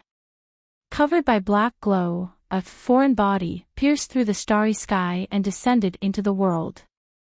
First, the large shield broke in the girl's hands. Once, 2, 3, 4, 5. This large shield was even taller than the girl's height, sheltered the girl 5 times, constantly pushing the black energy away and guarding the pure girl. Until 5 black energy beams shot on the shield, it finally broke apart. God bless. Instead of yielding, the girl drew out her holy sword and bravely resisted the black aggressor. A halo of energy spread out under her feet, which was the holy halo with multiple buffs such as tenacity, hegemony, thorns, and purification. It was God's gift for the girl. Once again, the girl blocked dozens of the black foreign body's attacks, but the black foreign body's tentacles were increasing. By now, the girl was facing a 64-fold attacking frequency. No matter how many times she cut off the tentacles, they would continue to grow up. The girl's resistance was being weakened little by little. This wasn't because the girl's will had become weak, but because there was a huge contrast between the strength of the two sides. Finally, when the 8th black tentacle appeared, the girl's sword was swept away. She lost her final weapon. The glow of the halo under her feet had become so weak that it would be extinguished at any time, anywhere, like a candle in a storm. The 8 tentacles tore apart the halo and began to penetrate into the crevices of the girl's silver armor, tearing it apart from the girl's body violently. The girl struggled desperately, never yielding to the ravages of the black foreign body. 8 black tentacles mercilessly suppressed the girl's resistance and destroyed all her defenses. Soon, the girl's snow-white skin, slender legs, and delicate feet were all covered by the 8 black tentacles, and they were still moving deeper. The girl had to start praying to her God. Lord God, give me the power of miracles. No way. Alpha looked at the Iron Maiden on the chessboard, who had been pierced through by Yunshi's 8 chess pieces with a helpless look. She also wanted to create miracles, but there was no way. Her chess pieces could increase 10% of their defense power every turn, but Yunshi's chess pieces could increase 100% attack power per turn. How could she block his attack? Why are you so strong? It was like her Iron Maiden was wearing paper armor in the face of Yunshi's attack. Even she herself felt embarrassed looking at the chessboard. Stop. It's not a fair duel at all. Alpha had to concede. She even started to doubt if this formalized series of moves she created was really useful. Actually, I can only double my attack power one more time. Yunshi looked ashamedly at Alpha, who seemed to have lost her self-confidence. In this game, he could only create at most 9 attacks from different directions. Well, he named this formalized series of moves Hydra. Non-opal attacks. Alpha stared at Yunshi. Are you kidding me? By using my legend-ranked computing power, I could only create the Iron Maiden, which could increase its defense power 10% per turn. Now, you told me that your attack could increase 100% for 9 times. Poor Iron Maiden, what a despairing and misfortunate situation she encountered. As her creator, Alpha couldn't stand this anymore. She could only give up. The moment Alpha conceded, countless Star Go players watched this scene in silence. Among them, there were top-ranked players such as the 3 goddesses and Orphina the Ruby Dragon. There were also newbies who had just started to learn Star Go. But whoever they were all shocked by the power displayed by the master of Star Go. Even if Norn the god of wisdom, the 3 goddesses observed Alpha's Iron Maiden from past, present, and future, they couldn't find any flaws. Never before had such a formalized series of moves for defense existed. It was the crystallization of Alpha's wisdom and the trump card created by gathering all the computing power of all planet quadrant computers. However, such a powerful Iron Maiden only defended for 8 turns under the Master of Stargo's fierce attack and was completely defeated. Is it my imagination? Has this bastard Stargo's strength increased again? Skuld gritted her teeth and looked at that hateful code name, a cloud in the sky. Everything has a reason, it's not your imagination, Skuld. Verdante shook her head. How strong is he? What a monster. Ord looked at the chessboard. She just imagined what they could do in the face of such a fierce attack and her legs started to shake. It must be an unimaginably horrible experience to be torn apart by that huge, black thing. Cassina, my Cassina is the best. After witnessing this, Orfina again made up her mind to meet her best friend and lover right away. Cassina, no, I don't know anything about that. That's the power of the Master of Stargo. Terrible offensive force. Alpha was crushed. Incredible. I don't mind being crushed. I'm willing to play Stargo with the Master of Stargo at all cost. All Stargo players looked up at the name on the top of the display panel and exclaimed. Cool. This was a legendary duel. What is the real identity of the Master of Stargo? Even Alpha can't fight against him. We can actually play Stargo in this way. Newbie's eyes brightened up.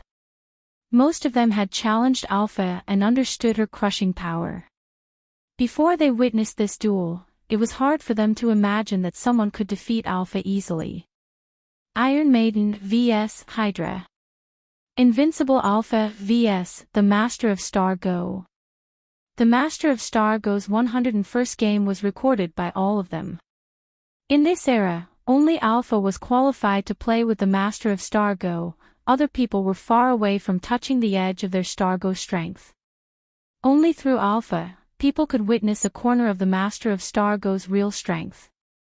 Just like his code name, a cloud in the sky, his whole person was shrouded in a heavy fog that everyone wanted to see through. I've decided. I must obtain the qualification to challenge the Master of Stargo. I've found a career that I can devote my whole life to. Countless legend-ranked beings and hero-ranked beings watched the duel from the beginning to the end, and they were obsessed with it. To hero-ranked beings, Stargo gave them a glimpse of the higher realm, which was a world full of infinite changes and secrets. To legend-ranked beings, the starry sky chessboard was one of the few places that still contained endless profound mysteries that they didn't understand and wanted to study. In the past, the starry sky chessboard seldom appeared in the Seven Towers. Only a very few wise men had the qualifications to study and play Stargo. Now, because of Yun Shi, the starry sky chessboard was open to all beings who could enter the Seven Towers. Finally, countless hero-ranked beings and legend-ranked beings had the chance to research its mysteries. Just as Alpha's birth to the Mechanist God's domain, the starry sky chessboard would definitely create a new era in the endless God's domain. Many Stargo veterans had begun to teach students outside of the towers. Just as a spark could start a prairie fire, these players were spreading this game to the endless God's domains. Unlike the Battle Gods Championship contest, which inevitably caused countless killed and wounded, people wouldn't get hurt on the starry sky chessboard, but could practice their own mentalities there and had a better chance to comprehend the rules of stars. In the endless God's domains, no one could refuse such a great temptation. This was just the beginning of the glorious era of Stargo. People would forever remember the name of the legend that opened this era. At this moment, he was standing on the top of the cloud in the world, looking down at everyone. Chapter 602, Hydra's Gift, 1, on the starry sky chessboard. I win. Yunshi let out a sigh of relief, although he still didn't know what a great impact he had caused in the endless God's domains. Sure enough, playing Stargo is very enjoyable. As long as he was standing in front of the chessboard, he always had endless ideas and all kinds of inspiration, bursting out with dazzling sparks of thinking from time to time. Well, maybe he really had some talent in Star Go. I lost. Alpha bit a strand of her hair and looked at Yunxi with an unwilling look. After preparing for such a long time, she still failed, as if all her efforts before were just wasting her time. One more time. Just one game. Let's play the game once more. Just as the newbies who encountered Alpha, although she knew she had no chance to win, she still had no intention of giving up.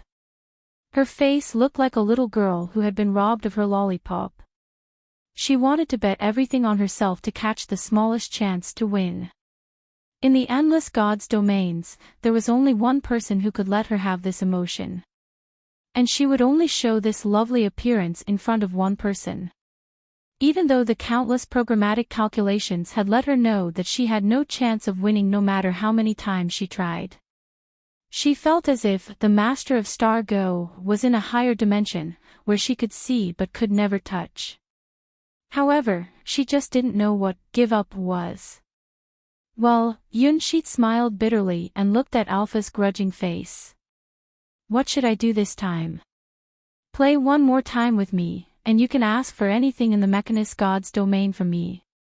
The Planet Quadrant computers all like you, do you want to take them away? At the critical moment, Alpha used her children as chips without hesitation. They are very useful. No matter in the real world or in the world of quantum network, they can forever be with you. Yunxi subconsciously looked at the Planet Quadrant computers, who were still in direct connection with him and having a nice dream. Why did things develop to this point? As their god, don't you sell your subordinates too easily? Just as Yunxi was going to say something, the scene in his eyes suddenly began to shake. Numerous doors appeared in front of Yunxi, just like what he saw when he first came to the Mechanist God's domain. No. Stay here and play Star Go with me. Alpha showed an unusual expression of unwillingness and regret, watching Yunxi's figure disappeared from the starry sky chessboard with her eyes opened wide. Gee. What's wrong with me? Awakened from her dream, Eternal Green quickly and shamefully covered her naked body with her arms. Ah. Oh. Big brother. Don't lick that place. It's dirty there. Eternal Red's little body curled up and her tender skin was covered by a layer of attractive pink. Eternal Blue's body shivered with her feet together. Ha. No way, I'm exhausted. Eternal Gold and Eternal Silver were exhausted and toppled down to the ground. They still held each other's hands tightly. The figure of that person left in all their hearts, leaving an indelible mark in their minds that they would never forget. I was so stupid. If I can figure out who he is early, then I can play longer with him. Alpha was also in a complex state mixed with extreme excitement and regret. Numerous doors opened in front of Yunxi, and then a familiar landscape slowly unfolded in front of him. Welcome back, my bride. Have you had a good dream? Hydra's little hand stretched out from the door and brought Yunxi's consciousness back to the water god's world from the Mechanist God's domain that was thousands of light years away from here. Was it a dream? Yunxi muttered to himself. Was it a dream or a nightmare? Even he himself wasn't sure about it. Well, there is another god's smell on your body. This smell, it's the smell of a newborn god. Let me erase it for you. Hydra embraced Yunxi in her arms, then gently stretched out her tongue and licked Yunxi's body bit by bit. From fingertips to toes. From knee to abdomen. Every corner, every cell of skin, leaving not even the smallest part untouched. This was Hydra's special method to show her intimacy. Gee, wait a minute. Master Water God. No. Not that place. Yunxi just came back and was not ready for it. What's more, why is Hydra's tongue so soft and warm? No man can endure this temptation. Well. Goo. You are my loveliest bride, of course I'd better love you, it tastes good. Hydra made vague sounds as the tip of her tongue moved slowly. She looked at Yunshi fondly and said, "Lick all over your body for the person you like is the etiquette of a fantastic creature lady, don't you know that?" "Why should I know? Who taught you that etiquette?" Under the water, a streak of green light was becoming brighter. Chapter 603, Hydra's Gift, 2. The entire lake was getting hot, and that was the breath that some force released after being constantly suppressed. Hydra smiled slightly and tapped her snow-white feet gently on the surface of the lake. Let the baby bird sleep a little while longer. When countless green lights rippled on the surface of the water, the roiled water once again restored to calm, but the high-erected hair firmly remembered its anger at this moment, almost turning into a turquoise blade. From top to bottom, from bottom to top, the small tongue licked Yunshi's body clean, and removed all the marks left by Alpha on Yunshi's body. In this process, Yunshi naturally enjoyed heaven-like happiness. Hydra's tongue was far softer than any woman he had ever known and seemed to know every detail of his body. That feeling, it was as if she had seen Yunshi's body countless times and touched every inch of his skin a long time ago. "My lovely bride," Hydra held Yunshi's head with her soft voice rippled in his ears. "What did you see behind the door?" "It's a strange world, a newborn god." Yunshi searched his vague memory and told her his experience in the Mechanist god's domain. He didn't know the reason, but as long as he stayed beside Hydra, she would naturally put his heart at rest. This embrace was so warm that both heartbeats unconsciously became the same rhythm. "You could feel the most doors when you first drank my wine. Maybe you have a special relationship with that newborn god." Hydra bit Yunshi's ear lightly, "But be careful, this newborn god has a different smell from other gods. She seems to be very, very interested in you, trying to stain you with her smell. It won't disappear even across tens of millions of light years. It's a mark that can be used to find your position." "Oh, no. Did Alpha leave that stuff on me? When did she leave her smell?" Yunshi was completely unaware of it. Of course, it was the time when their minds connected directly. "Don't worry. Her smell has been removed and covered by me. Don't be so careless next time. Gods are very persistent creatures." Hydra licked Yunshi's earlobe. After becoming immortal, most gods would become very indifferent. Compared to the infinite lives of gods, short-lived races couldn't attract their attention at all, as humans wouldn't pay attention to mayflies. However, on the contrary, once the gods looked at a creature, they would inevitably leave a deep impression on the creature. Alpha's impression to Yunshi wasn't only deep, but regarded him as her enemy of life. "Do you like my wine?" Hydra approached Yunshi and looked at his blushed face with interest. Such a lovely and touching look, how beautiful, like a gift from heaven.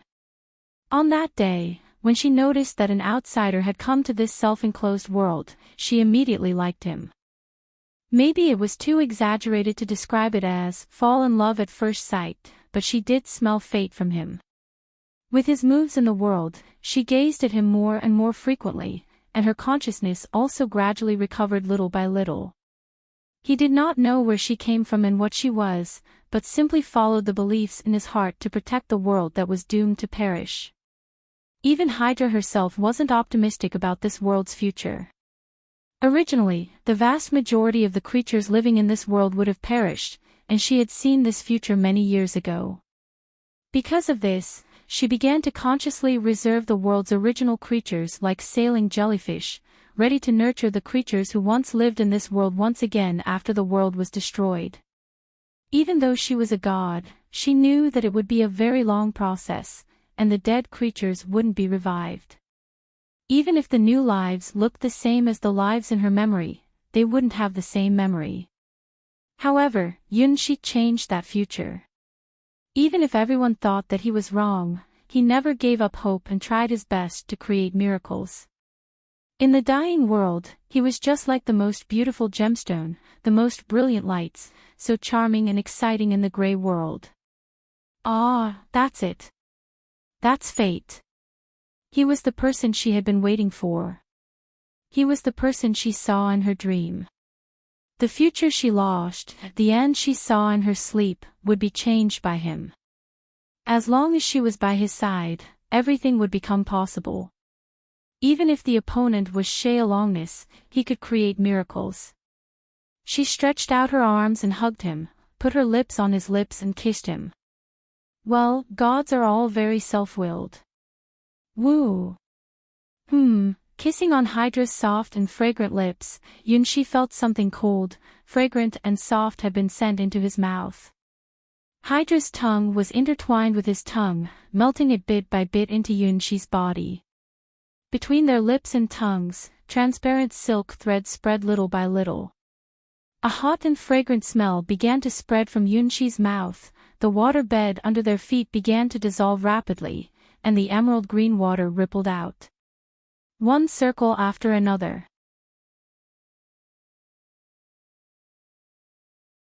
Is that over? On the beach not far away from the Sword Palace, Yunshi looked sadly at the undulating sea, where the crashing sound of waves echoed in his ears. In his mouth, there seemed still to be the unique fragrance of Hydra's wine, as well as the smell of her warm, soft body. It seemed that he drank another glass of Hydra's poisonous wine. The poisonous liquor that could poison millions of people to death was passed into his mouth and spread all over his body. Very hot, very hot. Very fragrant, very fragrant. Very soft, very soft. Hydra licked every corner of his body. Likewise, Hydra didn't escape from his devil's talons. After drinking the cross-cupped wine, it is the time for the wedding night. Unfortunately, that wasn't the case. Hydra indeed let him enjoy her soft and touching body, but it seemed that this body wasn't Hydra's true body. In the end, Hydra let him eat her. Yes, he literally ate her. Her body made of water slipped into his mouth. Oh, the taste of Hydra's body was the taste of wine. Her body was made of wine. Closing his eyes, Yunshi found that besides the water god's crown, sailing jellyfish's robe and white emperor's mask, there was one more thing that was stocked in his mind. Hydra's wine storage, which stored the wine that Hydra had brewed since the era of the gods. Even in the endless gods' domains, they were the highest-ranking wines. Currently, Yunshi could take out 3 glasses of wines from Hydra's wine storage every day. It was the present Hydra prepared for her bride. My lovely bride, are you satisfied with this gift? The wine is good, but you can't be too fond of drink, by Hydra. This is Hydra's wine storage. Yunshi looked at the small glass that suddenly appeared in his palm. It was the one Hydra had used to drink with him. With a gentle shake, Yunshi seemed to hear the sound of the vast amount of wine stored in this glass, which was about half of the total Hydra's inventories. That was to say, Hydra gave Yunshi half of the poisonous wine she had brewed since the time of the gods as a betrothal. Goo! Even Yunshi, who didn't drink much, knew the preciousness of this present, which was enough to buy 100 small sword domains like the White Lotus sword domain. It was an artifact tailored for him. Do you like my present, my lovely bride? In the water god's world, at the bottom of the lake, an emerald green glass, which looked the same as the glass in Yunshi's hand, was emitting a soft and happy light. This gift is too valuable. Yunshi looked at the glass in his hand, which was probably the most precious treasure he had apart from the light furnace he obtained from the Golden Sun Crow Princess. Hydra spent thousands of years brewing the wine, even his teacher Cassina and Ouroboros would be crazy to steal them. Now, Hydra directly sent him half of her wine. Although the glass was light, Yunshi still felt heavy. Even gods would fight for it if they knew of its existence. At least, if his teacher Cassina knew about it, she would definitely be willing to fight for it. So, do other gods or fantastic creatures also like to drink? Even if he thought by using his toes, he knew that the answer couldn't be unfavorable. If anybody knew of its existence, I will be done for. Yunshi looked at the glass in his hand and decided to keep this a secret forever. But deep in his mind, he was moved. It seems that Hydra really regards him as her most precious bride. I just wanted to accomplish the task at that time. Yunshi took up the glass and sighed. Great will of the stars, what kind of road do you want to show me? I always feel that I am stepping on more and more boats. Oh, I hope that it was just a delusion. If Hua Hua knows about it. Yunshi looked at Hua Hua, who was having a sweet dream beside him, and had a very ominous presentiment.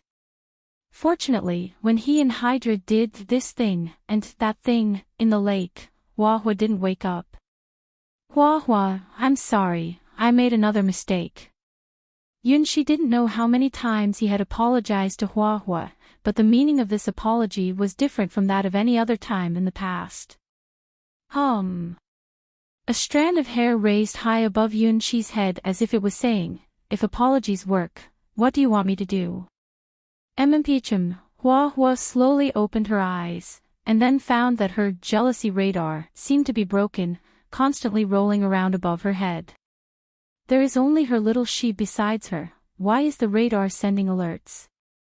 Good morning, Hua Hua. Yunshi said with guilt, watching his childhood sweetheart stretching herself. After a few blinks, she regained her vitality. A drop of cold sweat slowly slid down his forehead. Good morning, little she. A new day has begun. Hua Hua smiled and stretched out her hands to the rising sun. Ah, the world is so beautiful. Although she vaguely felt that a lot of things had happened, none of them troubled her now, because her little she had come back. No matter how many mistakes he had made, she would forgive him. As long as he was by her side, she would have the courage to fight the whole world.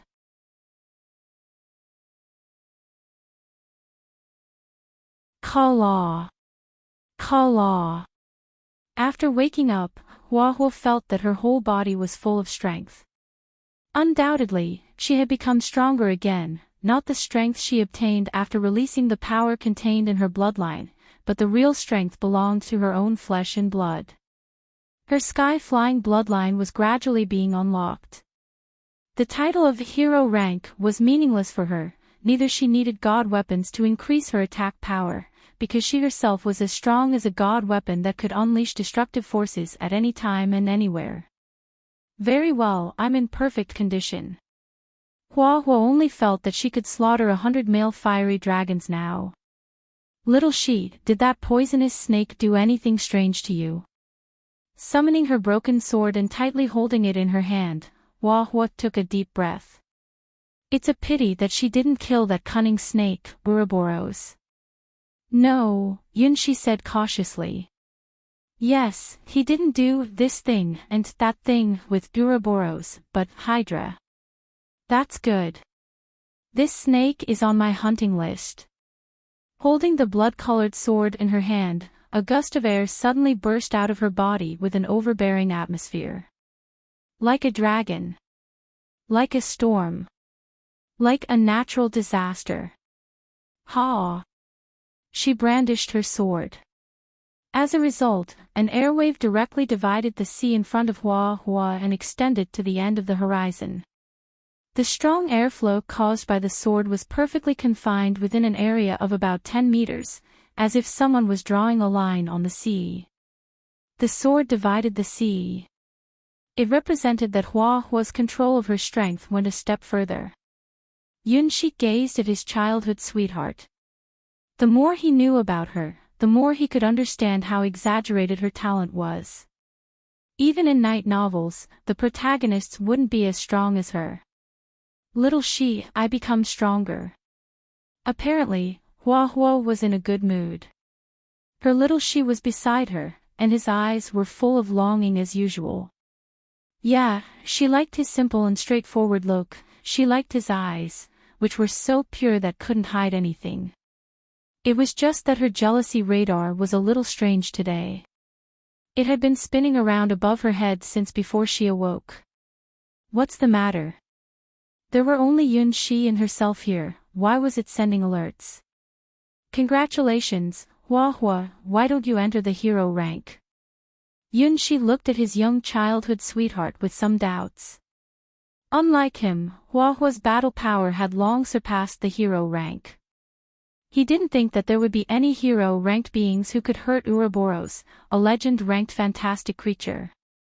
It's still not the time, but it should be soon. Hua shook her head.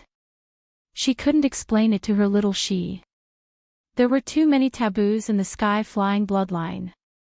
Well, come and eat bread. Yunxi reached out his hand and a piece of fragrant, soft golden bread appeared in his palm. Haha, you're already a hero-ranked baker now, you entered the hero rank faster than me. My little she is the best baker. Hua graciously took away Yunxi's special golden bread, which was her favorite. In order to gain the privilege of monopolizing this bread, she fought with Yunxi's other childhood sweethearts and finally defeated them by relying on the strength of her bloodline. For her, Yunxi's bread had that value. But, even after entering the hero rank, a baker's battle power is still 0. Yunxi was satisfied with his career level, but he was not proud of it. Compared with Hua, Red Lotus and White Lotus, his hero rank as a baker was really not worth mentioning. Don't say that, even 100 hero-ranked swordsmen can't make a piece of delicious bread. From this point, you are more useful than 100 hero-ranked swordsmen. Hua said with great certainty. Even in all the White Lotus sword domain, there was probably only one hero-ranked baker, Yunxi. Only large gods domains with a large number of people and a highly developed civilization could there be such hero-ranked careers which were unrelated to battles. Their value was far beyond common hero-ranked battle careers. The hero rank had exceeded the limit of flesh and blood. The medicine that could cure mortals could be of no use to hero-ranked beings. Only hero-ranked divine spells and magic could cure a hero-ranked being's body, but these spells and magic were very rare and hard to learn.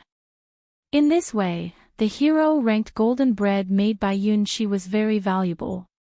It was easy to carry and could cure almost all the ranked beings of all races. At the critical moment, it could be a trump card to save the owner's life. Why don't you come and eat it too? After eating half of the golden bread, Hua blushed. Yunxi's golden bread had become more and more delicious recently, she almost couldn't control her appetite. No, a lady shouldn't eat so much. Well. Looking at the white butter left on the corners of Hua's mouth, his face warmed up slightly. He unconsciously picked up the bread and bit it lightly. Suddenly, both of them were stunned and blushed involuntarily. It's like indirect kissing. Was Hua being intentional? When they were still kids, they often shared delicious bread in this way. Because of this, they didn't immediately realize that it had already become a little strange after they grew up.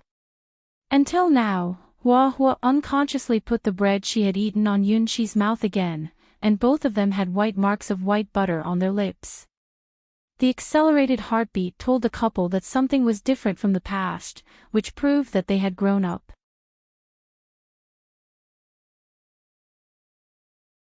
A week after returning from Hydra's world. Behind Yunxi, there were 3 puppies following him in a line. This had become a unique scene in the girls' dorm of the Starwing Knights. Good morning, May. Good morning, Star Thunder, Star Fire, Star Snow. The girls who met them would laugh and greet Yunxi, as well as the 3 puppies. However, unlike when they first arrived at the Sword Palace, there was something more in the eyes of all the girls. It's better to call it enthusiasm or desire. In this maiden garden, Yunxi felt that he was like a gray wolf lurking in a flock of sheep or a fox hid in a herd of rabbits. These sheep and rabbits weren't wary of him and even wanted to approach him. No. Young girls should be more careful. Don't be so defenseless. Breakfast. Breakfast. Ling Ling, I'm telling you. Why do you rush to the table still wearing your nightclothes? Don't behave as if you have been starved for 300 years. Didn't you notice that everyone's eyes changed when they looked at you? The dignity of the Starwing Knights was all gone. Ling Ling. Etiquette, etiquette. Have you forgotten everything I taught you? Fortunately, the mind of the secretary of the Starwing Knights was still normal. Meilon scolded Ling Ling with a serious look. I'm hungry. Shaking her big boobs, Ling Ling ran to Yunshi with a look of food is the most important thing. Bread, I need bread. Bread, hey, I'm here. Yunshi showed a helpless look and took out a loaf of bread. Mei, you can't spoil Ling Ling. Watching Yunshi take out the fragrant bread, Meilon was desperate. Why can Ling Ling, that useless person, always get Mei's bread so easily? Ahoo! Ling Ling picked Yunshi's bread like a puppy, sat back in her seat and swallowed the bread quickly. Without Mei's bread, a new day will not begin. Anyway, I can't get married after sleeping with Mei, so I don't mind being fed by Mei. This was Ling Ling's simple philosophy. As for the affairs of the Starwing Knights, just let Meilon do them. I only need to enjoy my life. Meilon, I'll give you one too. Looking at Meilon's hurt expression, Yunshi had to take out another loaf of bread and handed it over to Meilon. Sigh, when had his relationship with them become so strange? Thank you. Compared with Ling Ling, Meilon still had common sense and etiquette. She would absolutely not eat other people's food and regard it as a matter of course. Unless it was between husband and wife, even the best of friends shouldn't be so intimate. How shameless, Ling Ling. You are a lady of a great noble family, have you forgotten the etiquette of the upper class? Just as Meilon stared at Ling Ling and held her bread tightly, in case that Ling Ling snatched at her bread, they heard a lazy voice. Before Meilon realized it, 1/3 of her bread had strangely disappeared. Woo! Like a hamster whose cheeks were stuffed with food, Xiao Chao, the deputy leader of the Starwing Knights, were leaning on Meilon's shoulder and chewed the bread in her mouth. Deputy leader. Meilon looked at the remaining bread in her hand with tears in her eyes. She was ready to enjoy the bread slowly with black tea. How could she eat the bread now? Yummy. Xiao Chao patted Meilon on the shoulder with an innocent look. Other members of the Starwing Knights watched them with a look of envy. I want to eat Mei's bread, too. I've tasted it once. It's so delicious. Meilon is really a good person. Unfortunately, Mei can only make several loaves of bread per day. What a pity. I really envy Ling Ling. I also want to eat Mei's bread every day. Well, that's it. Now in the Starwing Knights, the ownership of Mei's bread had become a symbol of identity, and even a series of hidden rules had emerged. Only the top 10 members of the Starwing Knights could enjoy Yunshi's special butter bread, while the rest could only eat Yunshi's mass-produced white bread. Lulu was an exception. Although she wasn't one of the top 10 members, because she was the only hero-ranked pharmacist and because of a very special reason, she could also eat Mei's special butter bread every day. In order to eat Mei's butter bread, the girls of the Starwing Knights were practicing themselves hard every day, trying their best to get into the top 10 list.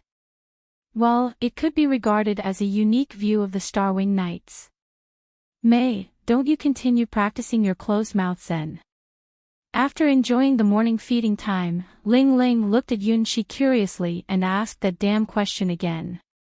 No, stop asking. Even after a week, Yunshi still felt a headache once he remembered what his body did when he was practicing so-called closed-mouth zen. Ling Ling and Meilon in front of him were all victims of the closed-mouth zen period. On the list of victims, there were also Huayu, Lulu, White Lotus, and Red Lotus. The sequelae had not disappeared yet. Ling Ling's expression when she looked at him was the best proof, which always reminded Yunxi of what he had done to her and what mistakes he had made. Hoo, I really didn't mean to do that. Give me a break. Ling Ling, don't make a fool of yourself. Mei Lan stood up and secretly took a glance at Yunxi. There was also a trace of confusion in her eyes. Don't you need to sleep with me now, Mei?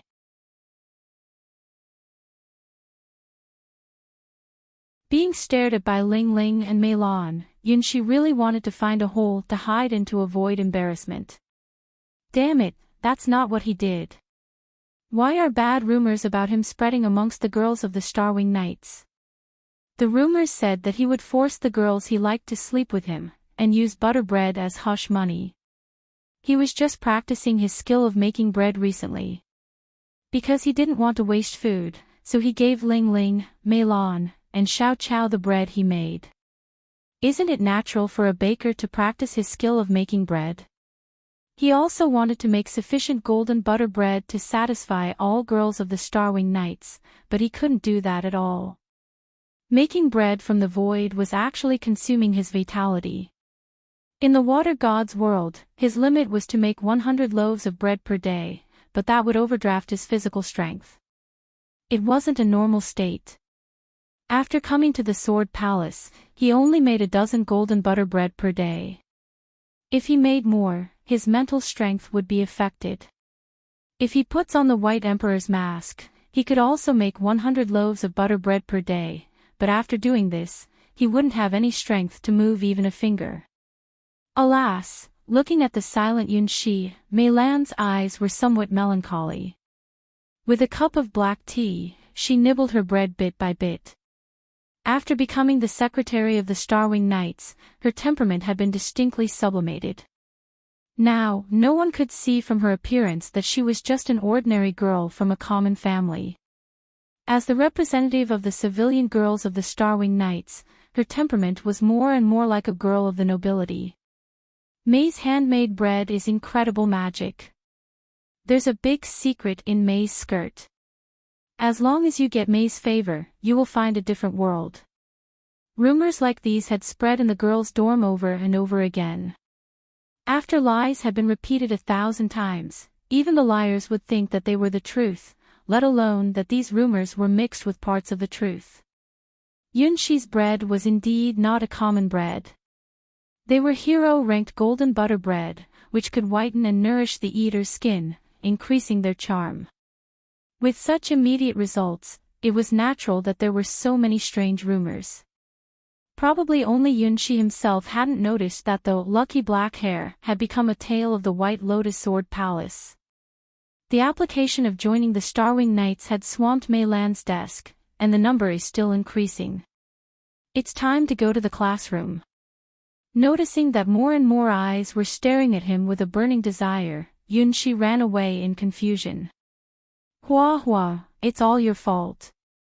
Passing through the room of the leader of the Starwing Knights, Yunxi tacitly threw a loaf of bread into the window which was specially opened for him.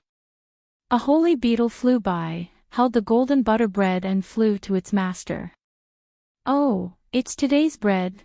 Huayu, who had just woken up from a sweet dream, looked at the black-haired maid running past the window with a smile. Yunxi ran quickly through the woods and past Lulu's medicinal garden. He skillfully took out a loaf of bread, threw it into the air with a perfect arc. The lovely little rabbit jumped into the air and grabbed Yunxi's bread happily with the cradle in her hand, then fell to the ground with her cute rabbit ears shivered in the air. Lulu, come to class quickly. The tutor said you missed too many classes. Yunxi trotted all the way through Lulu's medicinal garden. Well, I'll be right here. Despite that, Yunxi knew that she probably wouldn't come out of the medicinal garden today. It seemed that the herb she cultivated had reached an important stage recently. She spent almost all day in this small medicinal garden. As for the course of the Sword Palace, even Lulu's tutor wasn't a hero-ranked pharmacist. Even if she went to the class, the tutor wasn't qualified to teach her. Running through the medicinal garden where Lulu was, Yunshi hesitated for a moment, looking at the ancient palace in front of him. He took out 2 loaves of golden butter bread and threw them to the palace. Ah! A white light flashed and the 2 loaves of bread disappeared in the air. As for who took the bread away, that was Yunshi's secret with someone. Well, the food has been good lately. Red Lotus was satisfied with the taste of the bread. Yes, it's not bad to have a maid. White Lotus smiled and enjoyed the breakfast time with her sister. She did not mention that name tacitly. The Starwing Knights.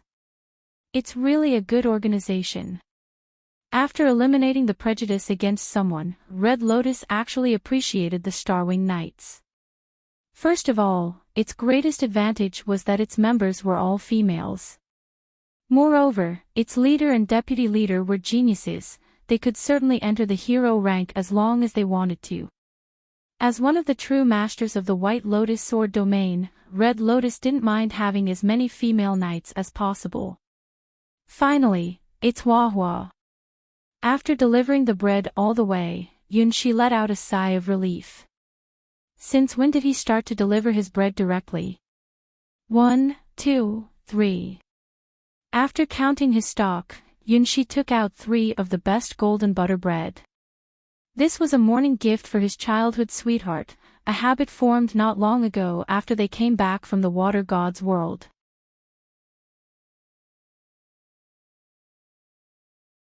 Well, it's done. After sending out all the bread, Yunshi let out a sigh of relief and began to look forward to today's course after eating a loaf of bread. The history of sky swords was a course that Yunshi had been waiting for, because today's course was going to introduce his teacher, Cassina, to the students. As Cassina's disciple, it was absolutely necessary to choose this course.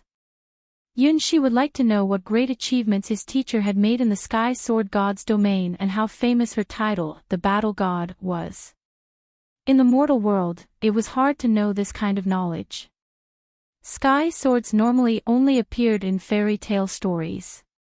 For mortals, the legend rank was such a remote existence. Only in places like the White Lotus Sword Palace could there be correct knowledge about the legend ranks for people to learn. Just like Yunshi, there were many members of the Starwing Knights who were interested in Cassina, the battle god. At a glance, almost half of the members of the Starwing Knights had arrived at the class. Ling Ling, Meilon, Xiao Chao, apart from Huayu and Lulu, almost all of the top 10 of the Starwing Knights were in the classroom. However, to Yunshi's surprise, they seemed to be in a strange state of excitement. These girls formed a circle, looked at something and exclaimed, "This is amazing! I never expected, there's something like that. Hey, let me see it again. Is there anything over there?" Yunshi looked at the girls and wondered what attracted so much attention. "Don't you know what happened, Mei?" Suddenly, he heard Huayu's voice. "Huayu, has anything happened recently?"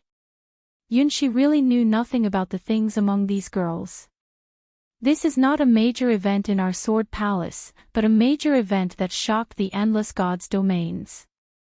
Huayu patted Yunshi on the shoulder, then sat skillfully beside him and took out a crystal ball shrouded in mist from her arms. "Ah, Leader Huayu has also ordered the goods. Oh, this one looks more advanced than the one over there. Really, this is a limited edition crystal ball. Not only pictures, but it can also save sound into it. It must be made by a famous alchemist." When Huayu took out the crystal ball, all the members of the Starwing Knights ran to her and looked longingly at their leader. "Why? Is this crystal ball such a precious work of art? Even so, isn't their reaction a little too exaggerated?" Looking at them, Yunshi expressed his ignorance. "Of course, my crystal ball is the best. It was a treasure made by someone on the spot at that time, not a cheap duplicate."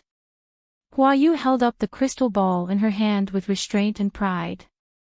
This is an authentic, unique recording crystal bowl. Yeah. I love you, leader. We can finally hear the real original version this time. Be quick, be quick. Play it. My heart has begun to beat faster. No matter how many times I listen to it, it can always touch my heart.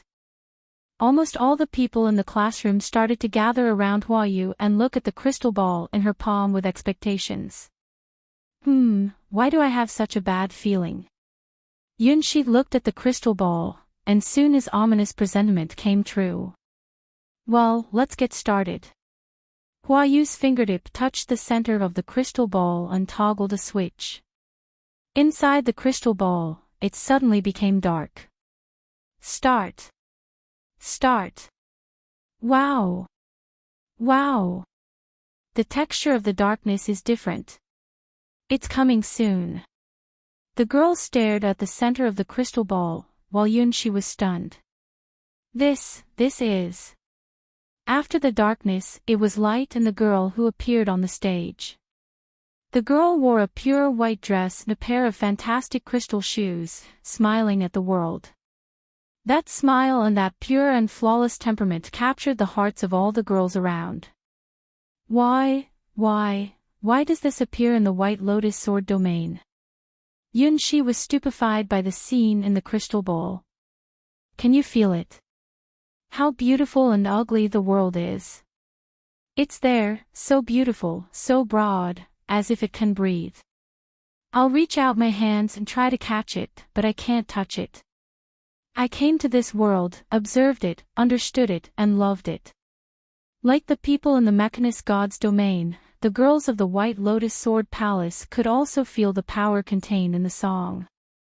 The girls singing transcended the limits of time and space, echoing in one god's domain after another through devices like the crystal ball in Hua Yu's palms. The name Qian instantly spread throughout the endless gods' domains, and even many gods praised the singing of the girl. Punishment. This must be punishment. Why? Why? The White Lotus Sword domain was 10,000s of light years away from the Mechanist God's domain. Why do the people here also know about it? No matter how many times I listen to the song, the voice is beautiful. This singer really saved the world. My heart is melting. The crystal ball made by the alchemist on the spot is indeed the closest to the original version. I really want to know how the people who heard the song in the Mechanist God's domain felt. Oh, if Qian stages a concert again, I will go there at all costs. Sorry, I'm sorry. There won't be another concert anymore. Looking at the figure in the crystal ball, Yunshi was so embarrassed that he only hoped to return to the past and erase this damn scene completely. Who was the alchemist? Who is this genius that recorded the concert and sold it all over the endless gods' domains, even including the White Lotus Sword domain?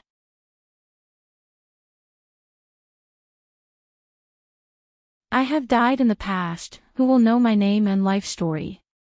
I was lost in the unknown. Who will know my place? My heart has gone to Nirvana. Who can seek for its trace? My disappearance is already doomed, but I shall never stop. The disaster hasn't been ended, and will last forever in eternity. My fear, my tears, and my heart is empty. I am nothing, I am void, I am ash, I am desolation. The gods have died, the twilight is coming. As the light is still shining on the ground, I return from eternity. Code name, Alpha, the supreme god of the Mechanist God's domain. When Alpha appeared, the girls around Hua Yu were all shocked. They watched the silver-haired god's appearance and listened to her affecting song, but couldn't find any appropriate words to describe their feelings.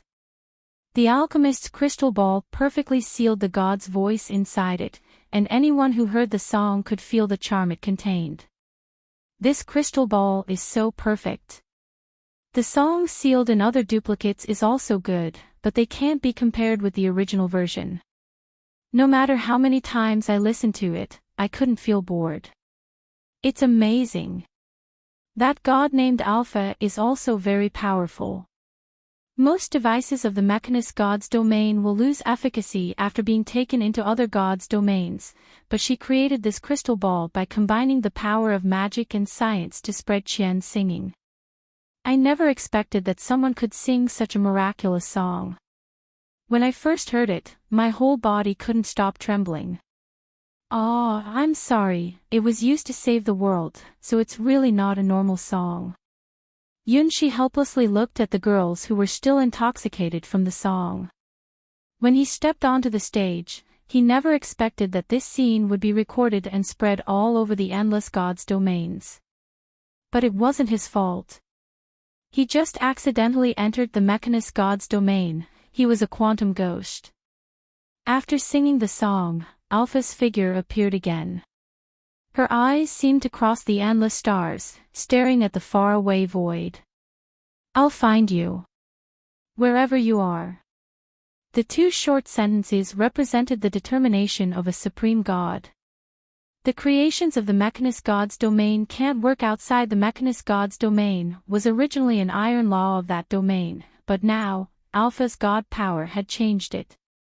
The mass-produced crystal balls were made by Alpha. They were the crystallization of wisdom, science and mystery.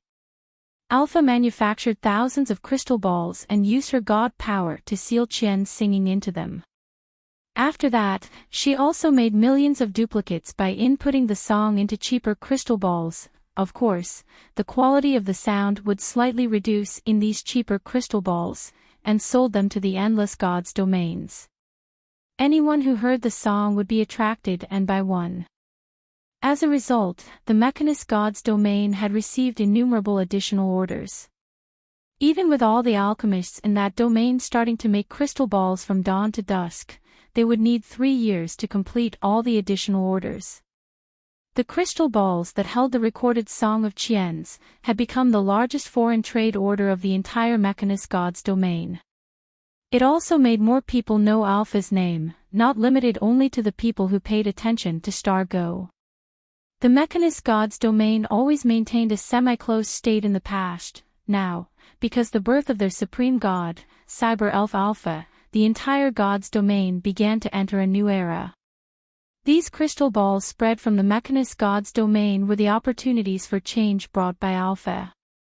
Of course, she didn't care at all about it. She made these crystal balls just for a simple reason. She wanted to find Qian, in other words, the master of Star Go. As for why the crystal balls used to find Qian eventually became the most popular products in the endless gods' domains, it was just an accident that even Alpha herself didn't expect. At first, she sent out the crystal balls for free, but soon, the Mechanist god's domain received a bunch of invitations from other gods, all of which were about the trade requirements of these crystal balls that recorded the singing of Qian. In this way, the crystal balls became a kind of super hot product. The scene happened in this classroom had appeared everywhere in the endless gods' domains countless times. No. I'm done. After discovering the origin and development of these crystal balls, Yunshi could only sigh with regret. Even in this remote White Lotus Sword domain, people could buy the crystal balls that recorded Qian singing. It was too shameful. When he imagined how many people had bought and watched the crystal balls, Yunshi only wanted to cry. "Alpha, you're going to make me die." Ho ho. "May, don't you think this girl named Qian is somewhat similar to you?" Hua Yu said and looked at the figure in the crystal ball with a smile on her lips. If it wasn't for this reason, she would not have bought this limited edition crystal ball. 2012 was the serial number for this crystal ball, representing that it was the 2012 limited edition made by alchemists. Now collecting these numbered crystal balls had become a fashion in the endless gods' domains. It was said that even some gods were looking for them. This was the charm of Qian and the miracle created by the 3 water gods' priestesses. No, not at all. Yunshi resolutely denied Hua Yu's question. The girl in the crystal ball has nothing to do with me. Let this black history forever be a black history. The truth should be buried in history forever.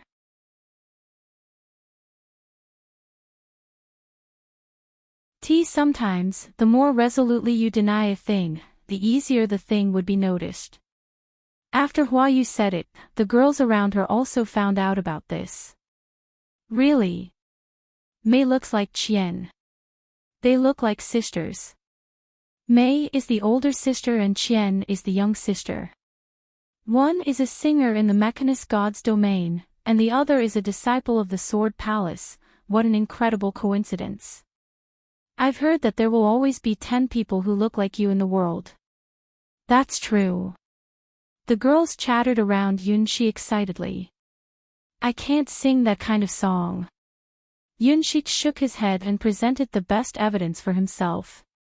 It's not a lie. This Qian is not him, but a quantum ghost in a dream. In the real world, he didn't have that voice. Oh, it's true, that kind of singing is amazing. I really want to know how Qian has such a wonderful voice. Mei, do you want to be a singer, too? The girls of the Starwing Knights looked with interest at Yunxi. No. Yunxi firmly refused this proposal. Are you kidding me? What kind of punishment is this? I don't want to experience this anymore. It's a pity. I think Mei could be a singer too. Well, I think so too. Mei, you must look beautiful in a white dress. The girls laughed and joked with Yunxi, which made Yunxi have an inexplicable sense of sadness. Before I practiced the closed-mouth Zen, before the days I went to the Starry Sky chessboard, they didn't behave like this. After returning from the Starry Sky chessboard, everyone's attitude towards him changed, as if they suddenly became more intimate. Now, they all took the initiative to get close to him, pulling his hand, and leaning their bodies over him. As for the invitation to take a bath together, Yunxi had refused them hundreds of times. And why do girls like to go to the toilet collectively? Why can girls stay in it for 15 minutes? What's more, why do you dress so exposed and casual in the girls' dorm? Shouldn't girls be more reserved? Why can I always pick up unknown panties near the door of my room? Why can girls hold each other's hands and nestle close to each other so easily? Do you know how hard I have to restrain my desire? If Mei doesn't like it, we shouldn't force her. Eventually, Hua Yu came out and rescued Yunxi. As the head of the Starwing Knights, Hua Yu was much more dignified than Yunxi. I want to drop out of the Sword Palace. Yunxi's eyes became dull and listless. Hua, it's all your fault. In this way, sooner or later, I will be unable to restrain my desire. Like a big gray wolf in a flock of sheep, he doubted how long he could keep pretending. Especially after accepting Teacher Casina's seed of the battle god, his vitality was increasing day by day, which was like adding fuel to the fire in this situation. Cough. As Yunxi was desperately thinking about how to suppress his own impulse, the history teacher finally walked into the classroom. Today, I will talk about the history of Casina, the battle god, the sixth sky sword. But before that, I will introduce a transfer student to you. Transfer student. At this time, Yunxi looked at the pale-haired history teacher with some surprise. The transfer student is from the Heaven's Road Palace. She is one of the best students in the Heaven's Road Palace. The history teacher said proudly. The Heaven's Road Palace and the Sword Palace were equally famous in the Eastern God's domain. The creed of the Heaven's Road Palace was unification of all rules.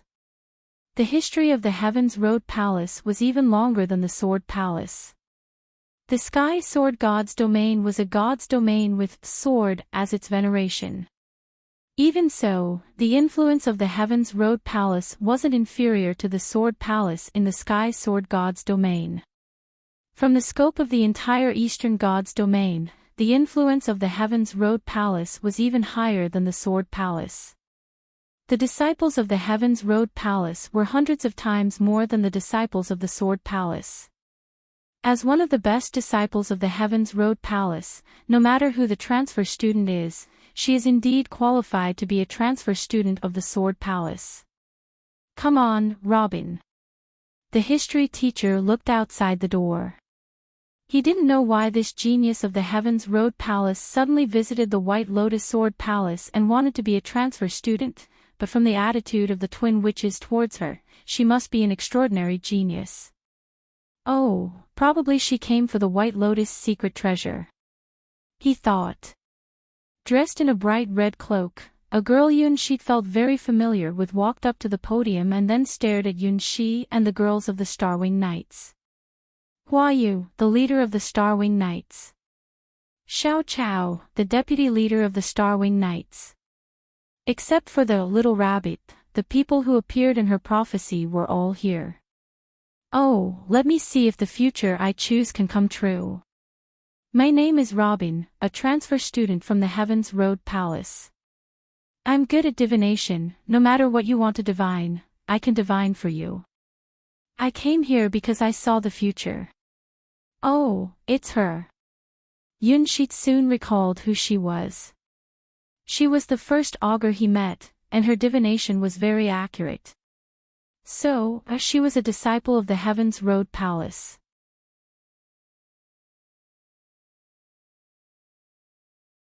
Future.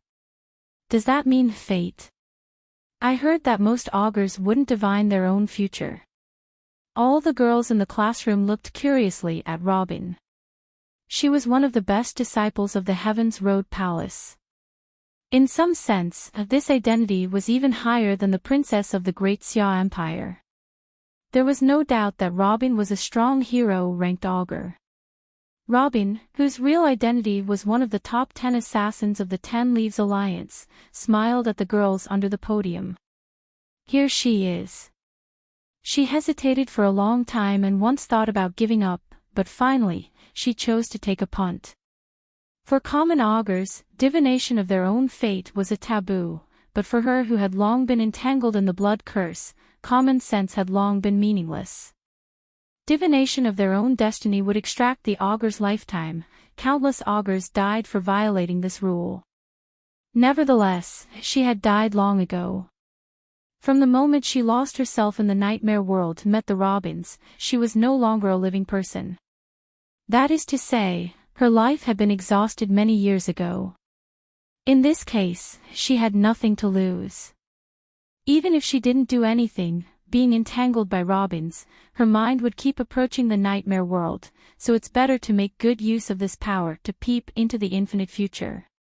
This was probably her strongest and only extraordinary power after leaving the nightmare world. As an assassin, she wasn't good at killing at all. Every time, she just went quietly to her targets and witnessed the process of their death. The one she watched was the one who was doomed to die. At this moment, she was looking at the corner of the crowd, the black-haired maid. Her eyes were gentle and cruel, with expectation and uneasiness. There was the future she saw. Crack! With a sound in his heart, Yunshi had a vaguely bad feeling. My future, right here. Slowly she stepped down from the podium. Robin walked towards Yunshi step by step. Hua Yu frowned and took a step forward, but suddenly felt something, then her brow cleared and gave way to Robin. This scent, it can't be wrong. She is also one of us. May, you also gave her your blessings. All members of the Starwing Knights had a similar intuition to be able to detect at close range whether the other party had been blessed by May. Mei Lan's desktop had been stacked high with the applications for joining the Starwing Knights, but so far only Mumu had been accepted as a new member of the Starwing Knights. That was because the Starwing Knights was a group of people who gathered together for a certain characteristic. Only girls who had obtained May's blessings could join. Yunshi looked at the bright red figure coming towards him. Today, she was also wearing the bright red cloak with a plain face. He didn't see the several blue-backed and red-breasted birds who always stood on her shoulders. Although she was standing there, he felt that she was standing in another world. Average height, average shoulder width, average chest, average cheek. If she hadn't been introduced to them by the teacher, no one would have found that such a person was standing at the door. It would have been like the world had forgotten her. All parts were plain, except for her eyes, which were gazing into Yunxi's eyes at the moment. It was a pair of deep, bottomless eyes, as if she had seen through everything. My future is right in front of me. With great courage, Robin finally appeared in front of the future she chose.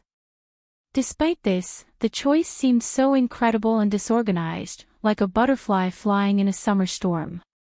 However, she was still willing to believe that even with such a tragic person as herself, she still had the chance to seize her only chance for happiness. At this moment, she reached out to her future, bowed her head and prayed. Are you willing to be my lost future? Yunxi stared blankly at Robin, who was half kneeling in front of him. What's wrong with this? Yeah, is this a proposal? No, it's a confession. Are you willing to be my lost future? Oh, what a romantic confession. The moment Robin spoke her wish, the girls in the whole classroom set off an explosion of exclamation. Hua Yu looked with pity at Robin.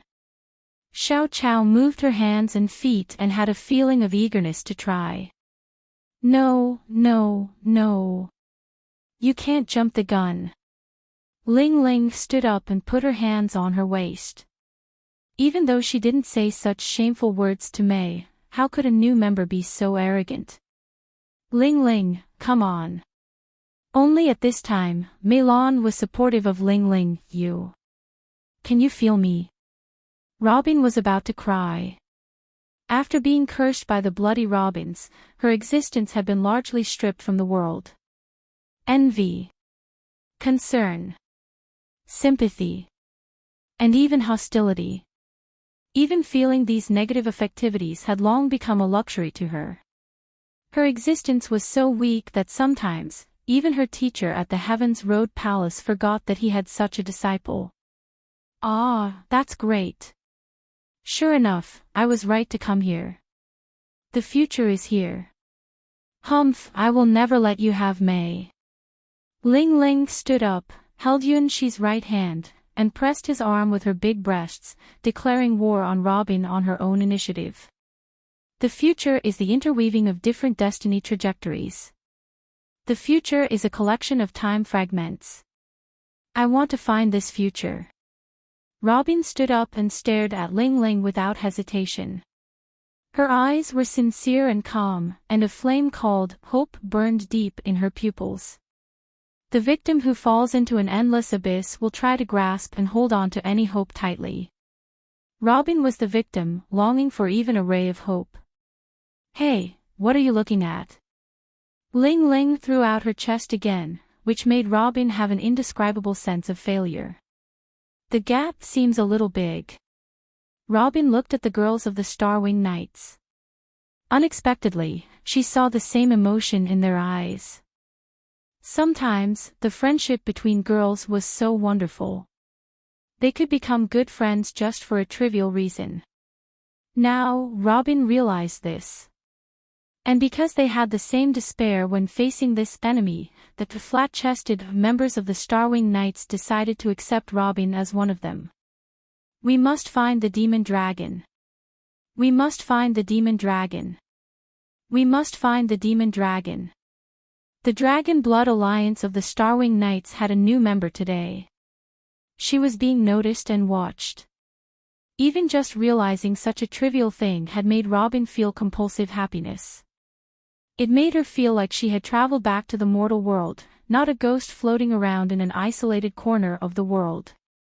Thank you, Mei, thank you for giving me your blessing, Robin said and stretched out her hand, holding Yunxi's hand. Well, Robin seemed to have forgotten something important at that time. Yunxi looked at the girl with a guilty face. When did she find it? When he planted the seed in her body, his move should have been very stealthy. Why did she seem to know everything? Hua Yu looked at them and sighed. Mei, do you know what your blessing stands for? This is a key that can let any person enter the hero rank and even the higher ranks. If people knew that you have such a magical power, all the forces of the endless God's domain would come and contend for you at all costs. Do you really know what it means to give this blessing to us? Nobody can ever leave me now. This is probably the sweetest curse in the world for the girls of the Starwing Knights. If you want to pursue me, you must beat me down first. Ling Ling glared at Robin. A fool wouldn't mind who her enemy is. Well, what a powerful enemy. Robin carefully calculated the difference between her and Ling Ling and came to a rather sad conclusion. In terms of femininity, there was a big gap between her and Ling Ling. However, I still have chances. After all, I have a special weapon. Why did I have such a strange idea? Robin's face slightly turned red. After returning from the endless nightmares, her life was like being covered by a layer of grey mist. In only a few moments would her life be stained with the color of blood. Now, she was literally confronting a girl of her age. Just for a few moments, she had experienced different scenarios one after another, which were what she absolutely couldn't touch in the grey mist world. Hey, my victory. Even though she was a fool, Ling Ling knew that she had won this turn. Damn, Ling Ling is still so arrogant. Why is this fool so lucky? Everything is done by Meilon. Is she also a secretary of the Starwing Knights? Ling Ling is our secretary, but what on earth has she done for us? The civilian, flat-chested, girls of the Starwing Knights glared at Ling Ling and felt the same frustration Robin was feeling. That sense of frustration was one of the reasons the civilian, flat-chested, girls formed an alliance. In order to narrow the gap, they had written countless plans to catch that damn demon dragon, and the key was the dragon plant Lulu was cultivating. Don't be too arrogant, we can also continue to grow up. We will hunt the demon dragon. This was the wings of all the civilian, flat-chested, girls. Well, it sounded like the barking of underdogs.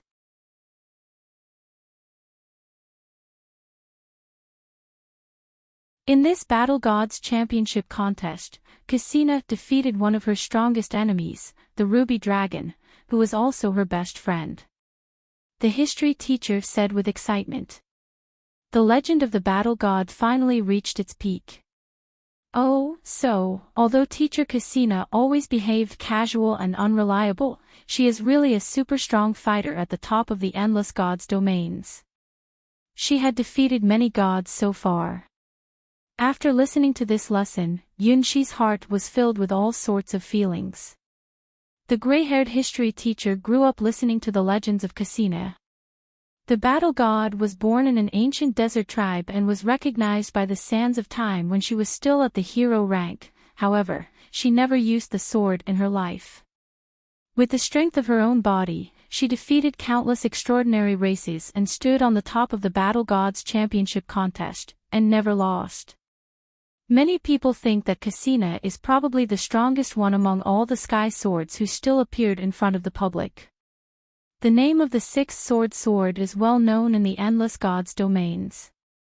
For the people in the Sky Sword Gods domain, she is a living myth, known as the most likely one to become the fourth deicide Sky Sword.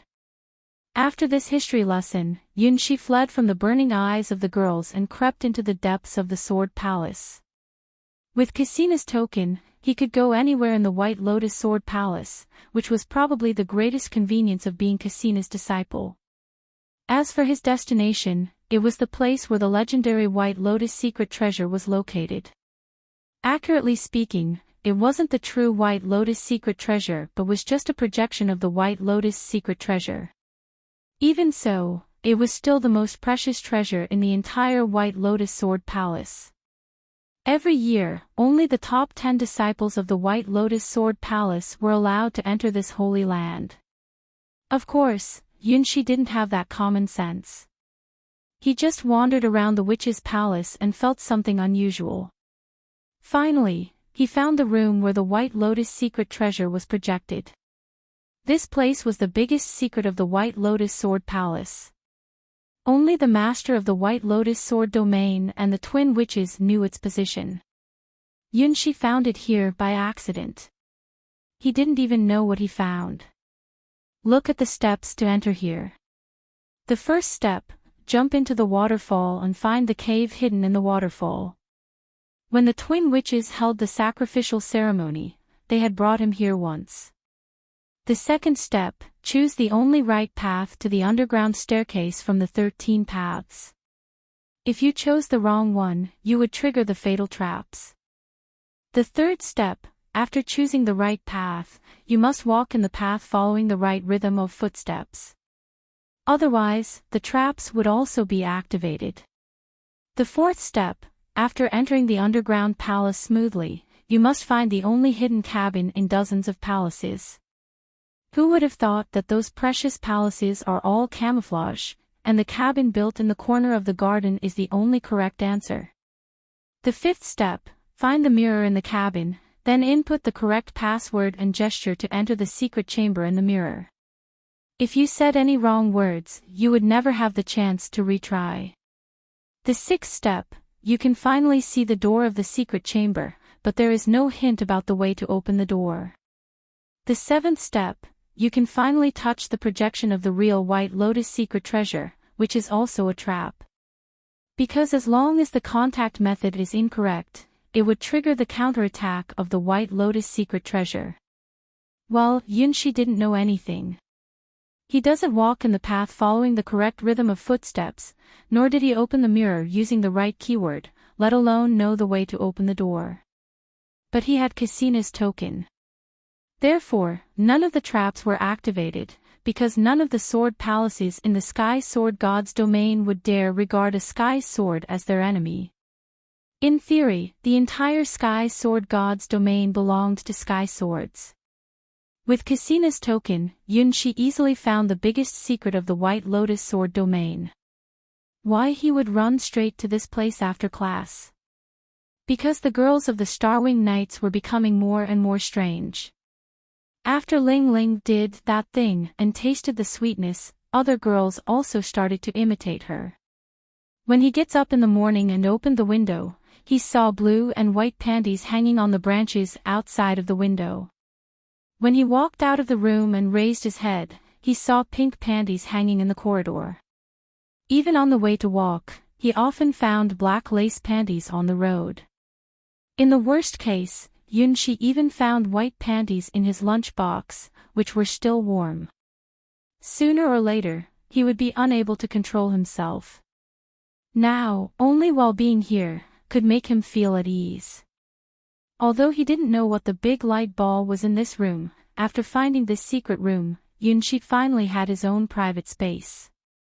At least, there wouldn't be panties of all colors and unnamed letters which invited him to various secret dating places, ranging from the woods to rivers. If I go, I will no longer be able to be a gentleman. Thinking of this, Yunshi felt that he could still try to struggle.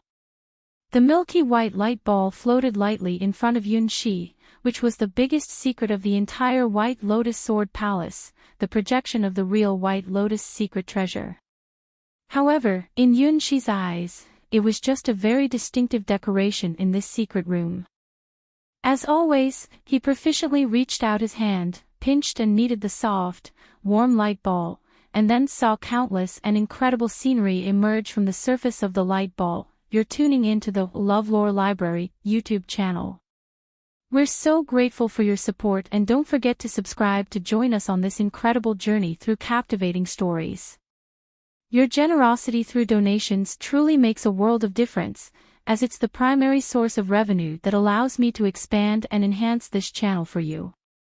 Thank you from the bottom of my heart for being a part of this adventure.